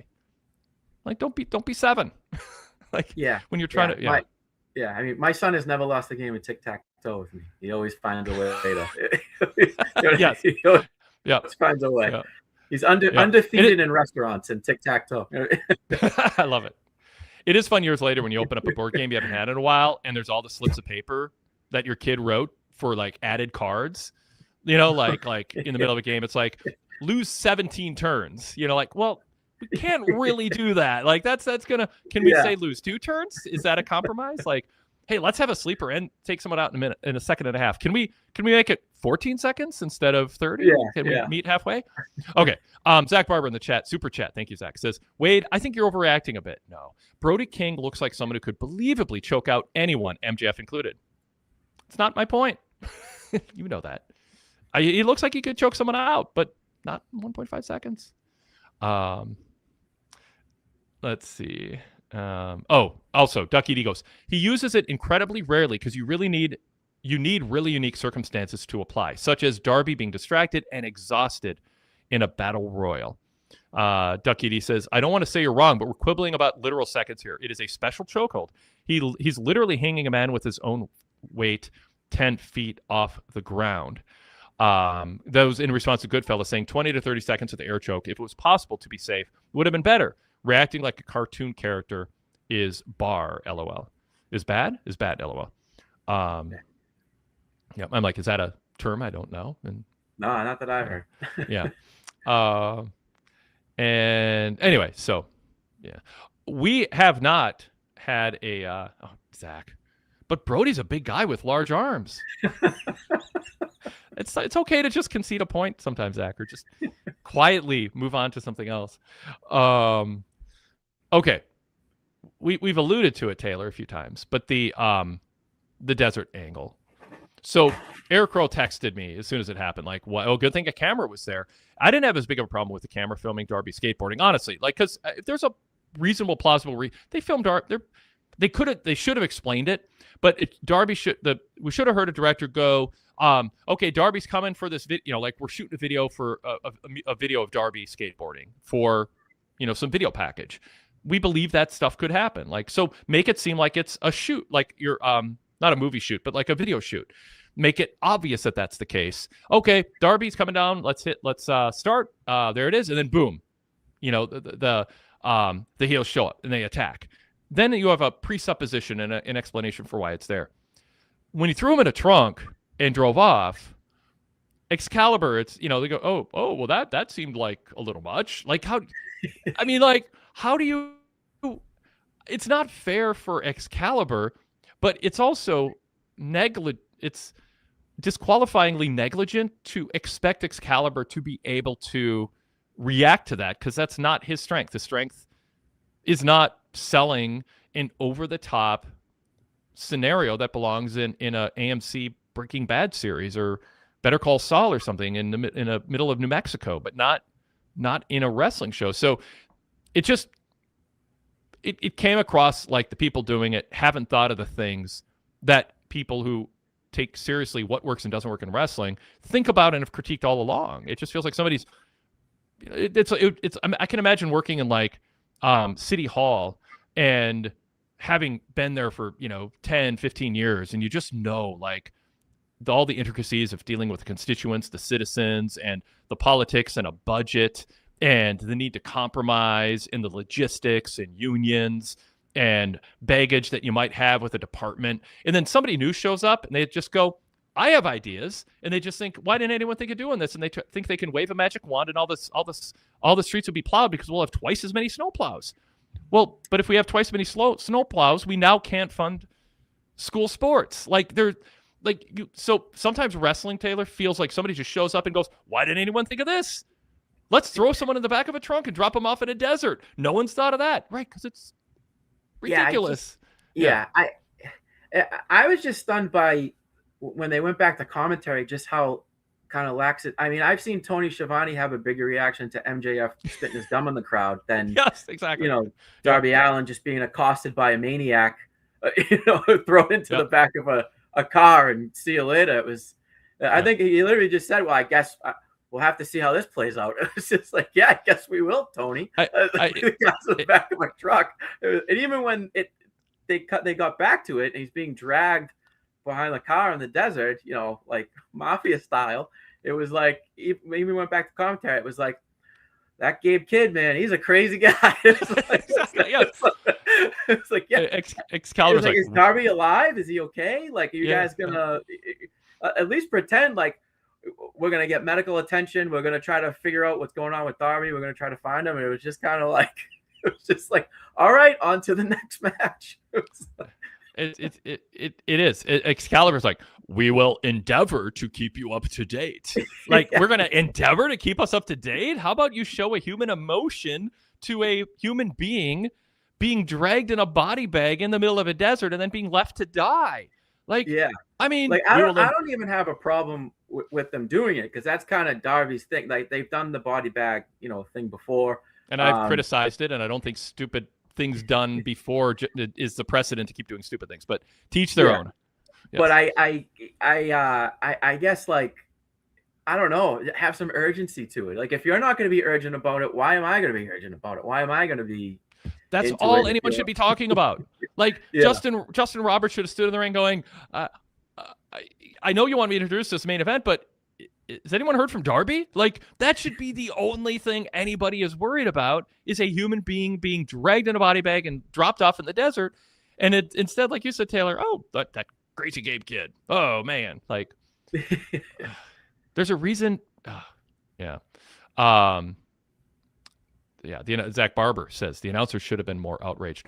Well, yes, but there's no solving this either. It just shouldn't. I mean, I just disagree. Darby's thing should not be breaking outside of the bounds of the rules of engagement of how wrestling stories are told. And it makes everything else seem, and maybe that's why Hangman, everything is life and death, because he can't compete with all the stuff going on around him, because nobody like has any restraint and maturity in how they want to tell their stories. Why didn't anyone think of dropping a babyface off in the desert? Because it's pro wrestling and it's stupid, and there's no way from a tone standpoint to sell that. And then you have announcers that aren't capable of selling it. Jay Harris 861, welcome to the chat. Jay Harris says, I truly believe a plane crash could occur in the arena and Excalibur would just move on to pitching a Ring of Honor 6-man tag. I will say too, the Taz not being there tonight, you could really tell the difference from the last few weeks. It was, it was a little different. Totally agree. Kyle Fassel says Excalibur and Tony are a really bad announced team. Had some levity when Don Callis was on the call for a bit, but yeah, AEW needs to shake up at the announce table. Zach Barber says, Zach, I don't know, I should ignore you at some point here, but not always, just every once in a while. Wade, didn't you just advocate for them to think outside the box and stop relying on tropes earlier? Pick a lane. What? No. I said they shouldn't rely on tropes. I did not say they should think outside the box. I said they should not rely on tropes. I want them to stay inside the box. I want them to believe and respect the wrestlers, their skill sets in the ring, and their promo ability, and to rein it in and keep it simple. I want the opposite of think outside the box, Zach. Stop the tropes, but I don't know if you know what outside the box means. I want them to keep it inside the box. Just like I use the example in writing. When you open up a good magazine, there's a talented writer. If you read The Atlantic, it's like people who love language, love words, love communicating, and they use words, and they use a font, and they use common punctuation. A hack writer goes, you know what'll really help this stand out is if there's randomly big fonts in the middle of my writing, and maybe some pink hearts on top of the eyes to show I really love something. And let's italicize this, and let's do black background with white in the middle when I really want to make a point. No, good writers use words and proper sentence structure, and it's artful, and it can be moving and persuasive and entertaining. That's what I believe with let wrestlers do moves, let wrestlers do promos, tell a story using the basic fundamentals of pro wrestling storytelling. AEW is a really talented roster. The stuff they're doing is for some hack promotion that can't afford anybody who can actually take a bump or cut a promo. Stop the hack stuff, stop the trope stuff, believe in the art form, and rely on the wrestlers to tell stories using, to extend my analogy, words and not crazy fonts and colors. And that's not making it boring. It's having a structure that makes everything count, because there's a consistent reason for things happening and a consistent reaction to it. So, Zach, I'm done letting you trigger me. I'm not even going to read your posts anymore. Standard Deviation says on this, I think it would work just as well if they shot the same style of video. And I guess, too, I don't know how many people... There was a delay there. Sorry, let me just finish Standard Deviation here. I think it would work just as well if they shot the same style of video, but the content of the video is much tamer. The unique setting itself stands out from the rest of the show. I'm not against fresh settings. I wouldn't call that outside the box, Taylor. I'm fine with doing it, but have it make sense and have it not. Like if the heels grabbed Darby and threw him in the back of the car, drove him to the desert, there's probably a way, if they put some thought into it, to create a sense of intimidating doing it to intimidate him, but not to leave him to die, not dragging him in a body bag. Like, it's just Darby wants to be put in a situation where people can't believe he physically allowed himself to be abused that way.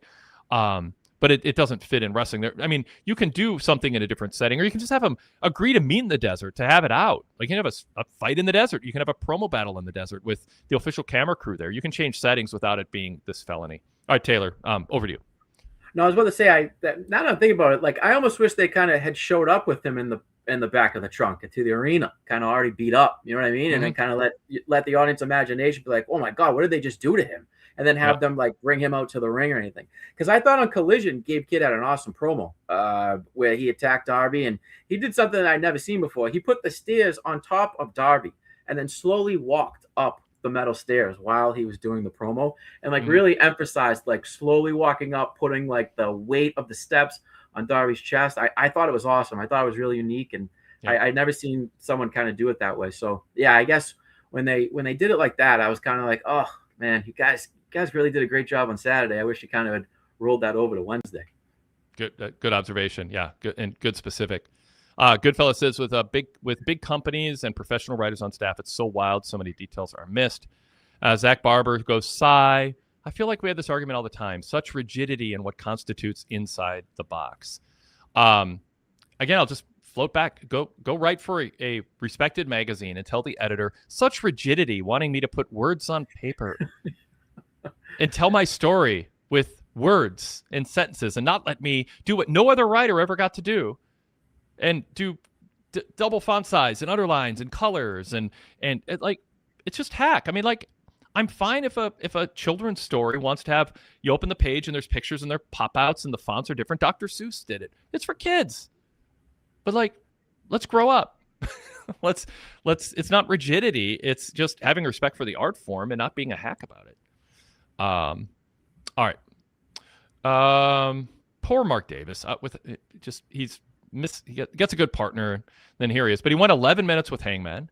Fans were chanting cowboy shit early on, had some big spots in this. What stood out to you on this one? I mean, we talked kind of more about what happened, the other angles that happened here, but what did you think about that match? And is 11 minutes too long for Hangman to beat Davis? Or my argument is AEW's established everybody can last 10 minutes with anybody. That's just sort of the precedent they've set. Yeah, no, I had on my notes, I'm happy they didn't make Mark Davis go away. I like you said, I feel so bad for him. I feel like that guy just can't catch a break when it comes to that. So I was happy that they're not making him go away. I mean, it was nice for him to have that match. I thought it was a great one of my favorite matches on the show. I thought it was I thought it was great. That moonsault that Hangman did, off the barricade from the outside in, was awesome. Yeah, I like that match, and I mean, my main takeaway from that was I was just happy that they gave Mark Davis a match. That was my first thought when I was like, oh man, I hope that guy doesn't have to go away again. He's just had no luck. It's just like, yeah. All right, let's go to JB's email here. He's got some comments. Oops. Let's see. Where's my tab on this? All right.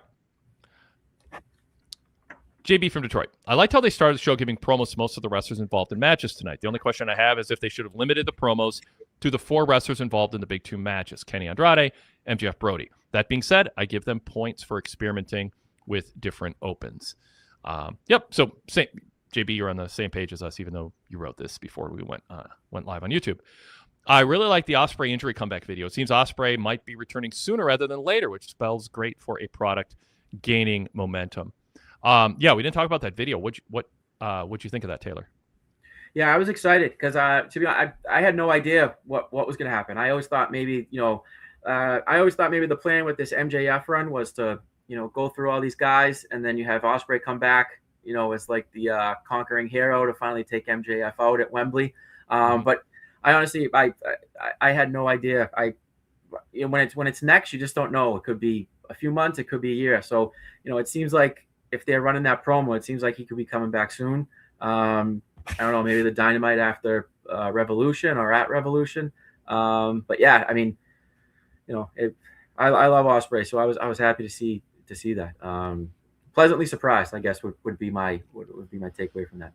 And they want you to be surprised because Excalibur said We don't know when he's going to come back. We don't have a timeline. So they're basically just planting a seed. Hey, we want to remember he's still with us. He had surgery. Here's an update. Here's a reminder of his character. We're going to kind of lean in on who he's going to be when he comes back. So when he does come back unannounced, perhaps imminently, perhaps mid-March, perhaps later, whenever it is, we don't know. But you've gotten kind of excited about it again because the crews followed him and he got to speak a little bit about what he's going through. And I'll be interested to see what he looks like when he comes back too. If you can tell he's changed his style a little bit, which I hope he does.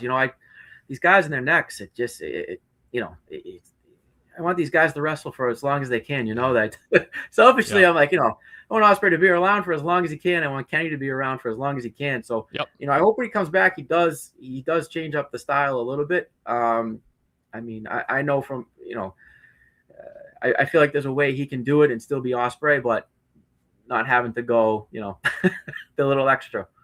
Yeah. Yeah. All right, Zach has a super chat. I'm obligated, Taylor, to read this. Do you think the outside the box? I'm not really obligated. I mean, it has to. My obligation is to the viewers and listeners more than someone super chatting, but it is a lower bar. If you ante up. So Zach says, do you believe the outside the box stuff like the house burning and tonight's desert angle are the fault of Jen Pepperman, a trained soap opera writer? No, I don't think you have to be a soap opera writer to have bad ideas about what wrestling can be, because why didn't anyone think of this before? It's been thought of and rejected by smart wrestling bookers who understand how pro wrestling works and how to create a peak fan experience. It's been done a long time before Jen Pepperman ever showed up in a lot of different companies, unfortunately. And that precedent makes people think it's normal. I go back to that article I read once in, I don't know, whatever publication it was, major corporate brand. An opening line was, as everybody knows, a pro wrestling show starts with GMs standing in the ring being booed before they announce what's going to be on the show. I'm like, okay, we now know the writers watch wrestling for 3 years and never watched any territory, never watched anything before this very small sample size. So people have an idea of what pro wrestling is based on a sample of what they've watched. But I don't think you have to be a soap opera writer to think about doing. I don't even think that's very soap opera-y. I think it's more. I think Willow Nightingale and Chris Statlander having a spat that went on for 6 months is more soap opera than imitating an AMC prestige TV New Mexico desert scene from Breaking Bad, or many other movies, obviously. Is Jen Pepperman the writer that came in with Sasha Banks? Is that the? Yeah, we're on. Yeah. Okay. Yeah. And I've never gone on the. I have never thought you need a female writer to write for females, for women, and a male writer to write for men. I am absolutely an advocate. I think actually female writers should write for men more often, because I think it would clean up some of the stuff that isn't very babyface like that a bunch of men sitting around writing for men come up with. I want a woman in the room writing for the men. I just think you should have a diverse group of writers, but I don't believe they should be segmented where women are writing for women and men are writing for men. I just want women on my writing team, and I want gay people and Hispanic people and black people and old people and younger people. Yeah. On my writing, I want diversity of thought, but I want you to bring some semblance of wrestling knowledge to the table, not just, well, me and my friends talk about it a lot and I fancy myself an expert. It's like, I want you to be able to write an essay on your favorite 5 bookers from 5 different eras. I want you to tell me which wrestling books you've read, and I want you to tell me who the great wrestling minds in history are and why they're considered great wrestling minds. And then we can get to the next stage of whether you can be employed here and contribute to storylines. Having, gone to 8 house shows and 2 WrestleManias and watched wrestling with your friends isn't enough. You should read Terry Funk's book. You should read J.J. Dillon's book. You should be reading Gary Hart's book and pay extra if you can find it online. So my point is like, if you're on the writing team, understand wrestling beyond a small sample size. And I think it's to say someone who wrote for a soap opera would bring a bunch of soap opera tropes to wrestling, I think is unfairly underestimating their wrestling knowledge. That's part of their resume, but it doesn't mean they don't understand wrestling a lot more than that. So unless there was some evidence of that, I wouldn't assume that at all. All right. So Kevin Knight, this is JB in Detroit. Kevin Knight got his own vignette tonight, and Excalibur called him one of the bright young stars. TK seems really sold on this guy. I'm actually confident that he'll get a strong push. And yeah, Ducky D in the chat said, did we talk about the Kevin Knight video? I haven't seen that type of editing before. Shit was fire. What do you think, Taylor? Yeah, I agree with Ducky D. I love that promo. I love that little vignette. I thought that was great. When Kevin Knight was got that first upset in the Continental Classic, I was kind of like, all right, like, is this going to be typical AEW? You know, we're going to push this guy a little bit, and then he's going to go to the back. But I think they've done a great job with him, keeping him in the spotlight, keeping Jet Speed in the spotlight. I feel the same with Speedball Mike Bailey. I had heard of Speedball Mike Bailey. I'd seen a couple of his matches on YouTube. When he first came in, I was kind of like, this guy is a total cornball. Who is this guy? But he's grown on me. He's just, he's really, Speedball's really grown on me. I thought that I agree with Ducky D. I really enjoyed that that little vignette they did for Kevin Knight. And I feel like their vignettes overall have been great recently. The last few months, they've really stepped up their game in terms of the the promo packages and the vignettes. I thought it was great. I think right now what we're seeing are two wrestling companies looking at really young, athletic, jump off the screen athletes in Kevin Knight and Joanne Evans, and racing to see who can turn who into a big star first. And I'm all for that. Yeah. You know, they don't have to both be black. They happen to be. But I mean, like, pick two people who have similar traits. They're individuals. They're not interchangeable. But like, oh, we got you. You're going to push Giovanna. Well, we'll beat you to that. We'll push Kevin Knight. And like, I love that. Like, let's see who can turn who into a bona fide main event or semi-main event, like, established star. Like, yeah.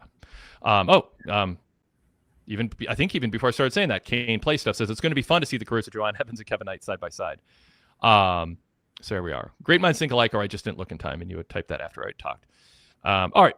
Up next from JB in Detroit, I like the touch in the War Dogs Derby filmed segment when Gabe Kidd spit on the swerve picture on the side of the equipment truck. That might have been the highlight. Giving Andrade and winning against Kenny makes sense to me. I think they want to save Kenny for MJF a little bit later into the year, and they seem determined to elevate Andrade to be a true main eventer. It just makes logistical sense. I still raise my warning signs about derailing MJF's heel heat or undercutting Andrade getting over his heel, unless they're planning to turn Andrade on the Don Callis family and turn him babyface. So I don't think that's the best role for him. I think it's good. I think he should be in the Don Callis family. I would turn multiple people and have them depart the Don Callis family before Andrade. I think he should be a centerpiece staple because he's a better heel, and you want Don Callis to talk for him. Yeah, I mean, obviously Takeshita would probably be, number one on that coming out of there. I guess you can kind of see that kind of happening with the Moxley thing. Even Okada and Fletcher, I'd turn before I turn Andrade.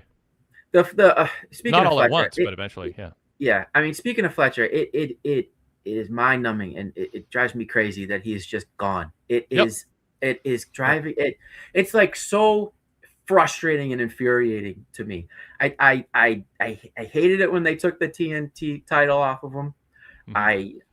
I hate it. He had awesome matches in the Continental Classic. I hate that he didn't make it to the final in that. And then he's just gone. And then they finally got back to the screwdriver incident a month later. And it's like, it's been a month. Like a million things have happened. Like, what? We're getting back to that now. It's just and then they have him in the match with Billy Gunn. And it's just like, what are you doing with this guy? Like, this guy should be on Dynamite every week. A main focus. He is like the next guy. You need to stop building. I mean, even your own guys are saying it. The Bucks are saying it. Kenny's saying it. We don't know how much time we have left. This is, we got to get back to focusing on what we want to focus on. And it drives me crazy that he is just gone. And I think the thing that frustrated for me the most was that they have all these titles that really don't mean anything. You had the title on Fletcher, who was really establishing himself as a threat, and he was having these great matches. And he was at the point of that last match with Briscoe, they kept advertising, like if he wins this, he'll break the record for the most title defenses. And then like my antenna went up, and I was like, oh God, they're gonna give this to Briscoe for the moment. And it's like, you could have had him to go on an epic run. He still could have had the title in the Continental Classic. He could have really established that title and made it something. And now he's just gone, and it's so frustrating. Is it a consolation to have Tommaso Ciampa getting a big push out of the gate? I guess, but I guess my thought with that is, did they know? They didn't know Ciampa was. I mean, did they know Ciampa was coming in 6 weeks ago? 8 weeks I'm not saying a consolation where you excuse the decision. Then I guess, are you like? I don't want to say all's well that ends well, but like at least there's something kind of cool happening. If you think it's cool, that might offset a little bit of the sense of loss of a decision that you rightfully, I think, look down on. Yeah, no, and it does kind of, I guess, help it a little bit with that loss, because it seems like Fletcher is going to be going back after the title, and him and Ciampa in a match that's going to be awesome. But yeah, it's just so frustrating. It's my one really main complaint with AEW the last few months. It's just like I understand you have all these guys in the title scene now, and throwing Fletcher into that wouldn't make really any sense, but there has to be something for him to do other than just doing nothing. The thing is, when you have, I think you'll agree, like this would be a way to make that work, because you just said their reason. I think it's good to understand and acknowledge and work into an argument what the people you're disagreeing with would say is their reason for doing what you disagree with them for doing. So you want to show an understanding of, okay, here's their argument for it. It's like I say about like the bad finishes on WWE TV, the non-finishes in main events. I always say each individual one can be rationalized or justified. There's a reason for it. It's the preponderance.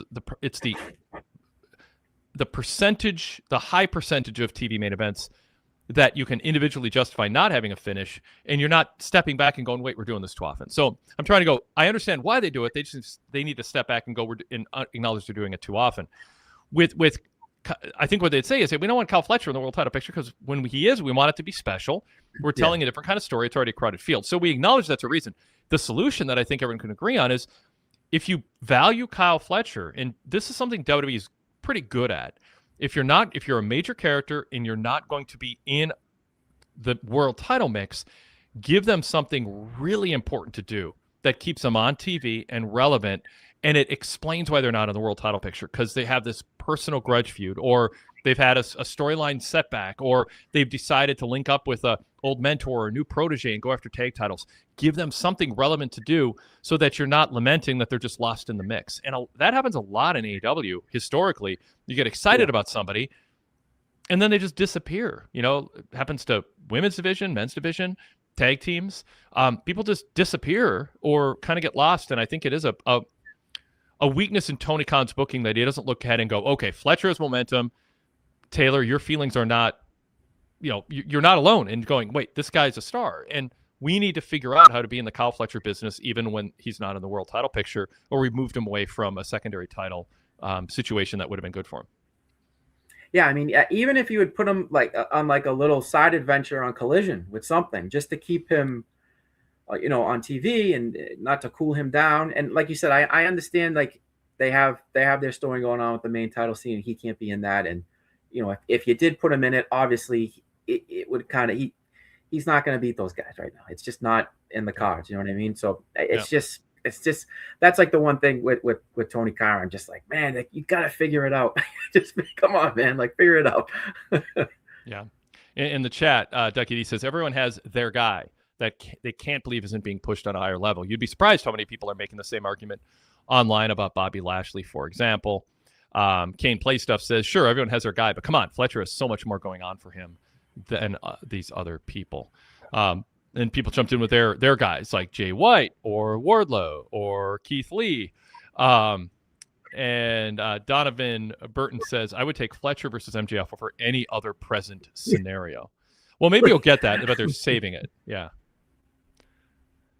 And there's good reason sometimes to save stuff for another time. Go ahead, Taylor. Your connection was a little shaky, at least on my end, but jump in if you got something.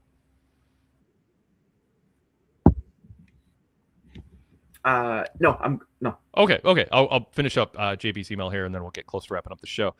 I'd really like for AEW, just for one episode, to script stat absolutely nothing. Have her literally just come out and respond to questions from Renee and see how it goes. What could it hurt? Well, it could be awful, but what she's doing is awful. So, like, it's just a new kind of awful. But you're right. I mean, and I advocated for that, I think, last week. Like, let's figure out who she is and where she can feel comfortable in her own skin. I didn't think this week was worse, but there's a character she's kind of leaning into, but it's still cringy. I mean, you can't watch Chris Statlander and not just be like, oh God, what's she gonna say or what's she gonna do now? Like, you don't want to watch feeling like you're a parent watching your kid in the semifinals of a national spelling bee, where it's like, oh God, I'm so nervous for her. Like, you're nervous for her, and then you're kind of cringing. So yeah, but I honestly, her talking, I don't know what she'd sound like talking with a red light on without a script, but I'm for JB. Let's give it you pre-record it. Doesn't have to be live, Taylor. Yeah, no, I mean, I agree with you. I didn't think this week was that bad, but it's still not good. It's just, yeah. On a scale of 1 to 10 of awkwardness, it was like maybe a 6 this week instead of a 9 or a 10 like it normally is. Yeah, I mean, I appreciate them trying to do something different, trying to build a different style in the women's division with her, but it's just not working. I don't know. I mean, she's fighting Tekla again next week. I mean, from my writing, I'm a big Tekla fan. I feel like just put the title on her, and she's got a look, and she can talk, and she's a heel, and you can line her up with a bunch of baby faces for the next few months, and kind of reset that until Mercedes Moné comes back, or you put Toni Storm back in the main event scene, but yeah, it's just I just feel like they're doubling and tripling down on it now, and it's just you tried, it didn't work. It's just time to get out. Yeah. I'm there. Yeah. I think there's ideas somebody could have. Somebody needs to figure out by being around Chris Statlander what her feeling comfortable in her own skin looks like, and point a camera at that and lean into that. And I don't know what that is, but it's almost cruel to put her out there and do, looking like she looks and act like she acts. All right. Tommaso Ciampa. Okay. Yeah. And I feel bad. Like the pile, that's for me where I'm like, she is getting killed and piled on and piled on. That can't be good for her psyche as a performer, or every time she's going out there, she's thinking, oh God. You know what I mean? What are they going to say now? You just kind of, you got to help her now. Just get it out of there. But like, if you're a multimillionaire NBA center and you get hacked at the end of a game because you can't shoot free throws, you can throw free throws. Like, that's just a fact. You're like, it's not piling on to go, God, this is a problem. Either learn to shoot free throws or we got to bench you at the end of games, or miss on purpose, but figure out how to like get your team to rebound it. I don't know. Like, it's a problem. It's hopefully she's just not, I don't know if she's on social media much, but I mean, just ignore it because it doesn't matter. What matters is what your peers and your boss and your production team, they're the ones watch it back and ask for help. I don't know. But I don't want to. Piling on to be repeating ourselves over and over, but I don't think it's piling on to point out it still needs work. Yeah. And they want our time's valuable. There's a bunch of wrestlers who want to be on TV. The people on TV should be good at what they're being put in a position to do. All right. Tommaso Ciampa is a pillar of Collision. Seems like a great move for the show. This might be the most momentum Collision has had since the summer of Punk. I agree with that. I think Collision, they're putting, I don't know if it's just because of Impact Wrestling, a couple hundred, top 200,000 viewers this past week. Maybe they gained some momentum. Maybe Collision dropped some viewers, and now we've got this sort of embarrassing for AEW battle between the Thursday and Saturday shows.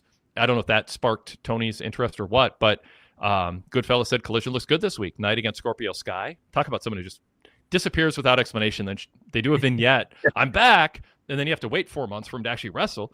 I know he's on Collision every once in a while, but if you watch Dynamite, like, can you imagine how jarring it is to see Scorpio's name? Like, wait, he's still around? I think the last time I saw him was like 4 years ago. Young Bucks against GOA, and then Ciampa, Roddy, and Claudio. By the way, and this is like 12th on my list of gripes on the show, but since when does an open challenge turn into a triple threat? Like, is that because they both raise their hand at the same time? Like, that's never happened before? Like, how does that work? Yeah, I'm with you. I don't know. Yeah. But Ciampa was good in the promo. He's got a nickname for the belt. He likes that. Yeah, it's a good get. And, you want someone who's motivated and can still go, and maybe has a chip on his shoulder with something to prove. Yeah, I said in my article this week, I'll always root for guys who's betting on himself. To make the jump. Financially and business wise, I feel like it's harder to make the jump from WWE to AEW than it is vice versa. So I mean, and he's a Boston guy. He's from Everett, which 10 minutes from where I grew up. So I'm always going to root. Nice. I'm always going to root for the local guys. We never know you're from Boston. That's shocking. Yeah. I don't know if you can tell with Tom Brady over me, right? I was talking about your accent, but Tom Brady too. There's probably people outside of Boston who got Tom Brady and frame stuff, but yeah. Congrats to your. I don't know if it's gonna make. I liked Sam Darnold on the Vikings last year, so I'm wishing him well, but I just wish he was playing this well when the Vikings had a chance to be the number 1 seed in the NFC and got crushed by the Lions and then lost in the playoffs when he had a bad performance. Because had he played well enough in the final game of the season in the playoff game, we would have maybe won the Super Bowl with him. But I can't root against him. He seems like a good dude, and Seattle hasn't had success. And I'm sorry, I tell Sean Radican this all the time. Your market is so spoiled. You live in Minnesota. The last championship we won was 1991, the Minnesota Twins. The Vikings haven't even been to the Super Bowl to humiliate ourselves by losing the Super Bowl. I don't know. Yeah, so I'm married to my wife is born and bred Minnesota. She grew up in there her whole life. Where in Minnesota? Prior Lake, Minnesota. She's from. Okay. Tiffany Prior Lake. Played softball at St. Cloud State. So she's got a family there. So in the last 8 years, I've watched every single Vikings game. She's a diehard Vikings fan. And I will just sit there sometimes and be like, I don't know how you do this. The heartbreak. I mean, between that and the Twins, it's just, it's crazy. And I mean, I know the last thing anybody wants to hear is, a Patriots fan being happy that their team's back in the Super Bowl. So I won't talk too much about it, but it's been a rough 6 years for us. You know what I mean? Yeah. 6 years. You should get how many teams are there? 32. It should be once every 32 years you get to go to the Super Bowl. And I'll take that. Yeah, I know. I tell my wife, I said, how does it feel that your 5-year-old son's going to have an NBA championship and possibly a Super Bowl before you've had one championship in 33 years? Exactly. All right. Any chance that TK straps a rocket to the Rascals and has them win the tag title, the triple threat number 1 contender match next week? Sorry, can you say that again? Does Tony Khan strap a rocket to the Rascals and have them win the triple threat contendership match next week? I hope not. I'm not too crazy about the Rascals. I'm not a big Rascals guy. He might, because whenever new people come in, it seems like he puts them in big spots right away. So I could see it happening.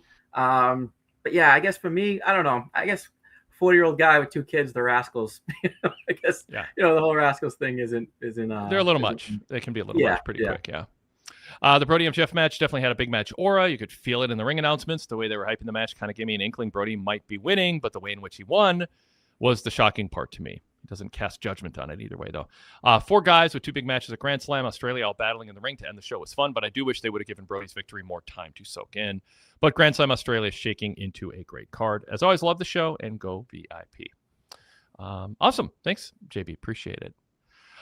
Taylor, is there anything else you want to add that we didn't cover in the show? We didn't run through it segment by segment, so there might be something in there you've got notes on. Willow and Harley against Megan Bayne and Penelope, perhaps, or I definitely wanted. Ricochet Perry. We talked about the whip and the ropes, but not too much about that. I guess it was nice to see someone. I mean, it happened twice tonight, but it was nice to see someone finally win an eliminator. That hasn't happened in a long time. Even the announcers brought that up too. Yeah, they brought that up. Yeah. So that was nice. I think Penelope Ford and Bayne are great. I think they've really both come along, especially Penelope Ford. I think she's been awesome. I think she's helped Bayne out so much. just being with her and kind of giving her more of an aura and more of like a big feel. So and that dive through the ropes by Bane was awesome tonight. That was a great move by her. I don't know. So I don't know if they're gonna put the women's title on Megan Bane or if they're gonna do it with Tekla, but either one I wouldn't be mad with. Taylor, you are straight out of Central Casting as a Boston sports fan, says Rude Dog. That's not a compliment, not an insult. It's just acknowledging something that is factually indisputable. Yeah. I'm self-aware though. There are a lot of Boston fans who are not yes. self-aware. I understand how lucky we are, and like I said, I'm not going to talk too much about being you're married to a Minnesota sports fan. You're going to have it drilled into you how lucky you are. Ducky says, I don't know how someone can criticize Stat's character and turn around and be a big Tekla fan. What am I missing here? Folks are too hard on Statlander. It's becoming a meme. People aren't too hard on Statlander. I would argue. I think we're appropriately hard on her because it's cringy and uncomfortable. But I will stipulate, I can understand someone saying Tekla is similar. My counter to that would be Tekla. I mean, I kind of eye roll, some of the phrases, at the end of her promos and stuff like that. But I think there's like a consistency and she's not comfortable in her own skin, but there's a consistency to her presentation that doesn't feel like she's just trying hard to fake her way through figuring something out. You might think it's maybe one-dimensional or too cartoony or, like you kind of with Aleister Black and Bray Wyatt over the years, you're saying these phrases that are meant to be profound and they're sort of trite. I mean, I think there's room to criticize a character, but you look at her and you're like, but I also kind of believe that might be what she's kind of like. And there's a little bit of a star power that comes with it, even if it can be awkward. So that'd be my differentiation between the two. Taylor? Yeah, same with me. I just think Tekla is unique. I find, like you said, I think I could see her being that exact person. I like the cadence of the way she talks. I think she doesn't talk like anybody else in the women's roster. I like people who are unique. They're their own person. They're their own self. They're like, you can tell that like it's just like their character, their real personality, like turned to 11, I guess. And I don't feel that with Statlander. I like I said, I wrote up my articles the other week. I feel like sometimes she's like an actor on SNL, and you can see them reading the cue cards. You can see them trying to play the character that they're supposed to be playing, and it's just not coming off as authentic. For me, I don't know. I guess it's just personal preference. I like that guy. I like her vibe. I think she's good in the ring. She's not like anybody else they have, which is what I like. Yeah. Anything else you want to bring up, Taylor? No, I think we've hit it all. This has been great. I've had an awesome time. This is, like I said, I've always someone who was watching and kind of talking back to the podcast in my past. So to be on here with you, I've been a fan of yours for so long. So to have this opportunity has been great. And connect with people in the chat. It's been a lot of fun. Yeah, I love doing this. Great having you on, Taylor. Standard Deviation wants to circle back to this. The crowd was a star of the show with their chants for the main event. I don't think we've heard that, the F-Ice chant, in a wrestling context that loud. But good for them. So go VIP. One way you can do it is unlocking our VIP shows with a 7-day free trial at Patreon. Go to patreon.com/pwtorchvip and activate a 7-day free trial. That'll unlock all our VIP shows and the commercial-free versions of our free shows. You can also search PWTorch in Spotify to subscribe if you're in the Spotify ecosystem. Also, if you have an iPhone and use the native Apple Podcast app, you can search PWTorch. A charcoal gray logo will pop up that has some free samples of our VIP shows, but you can also unlock all of them on the feed. And use your Apple account to subscribe if you're mainly here for podcasts.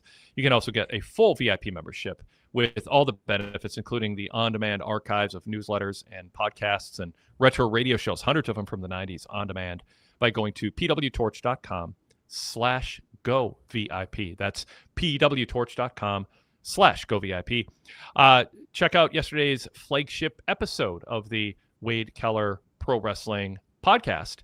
Rich Fan joined me on that show, and we talked a a lot about the big stuff coming out of the weekend for WWE, the Royal Rumble, and then a mega segment to close out Raw.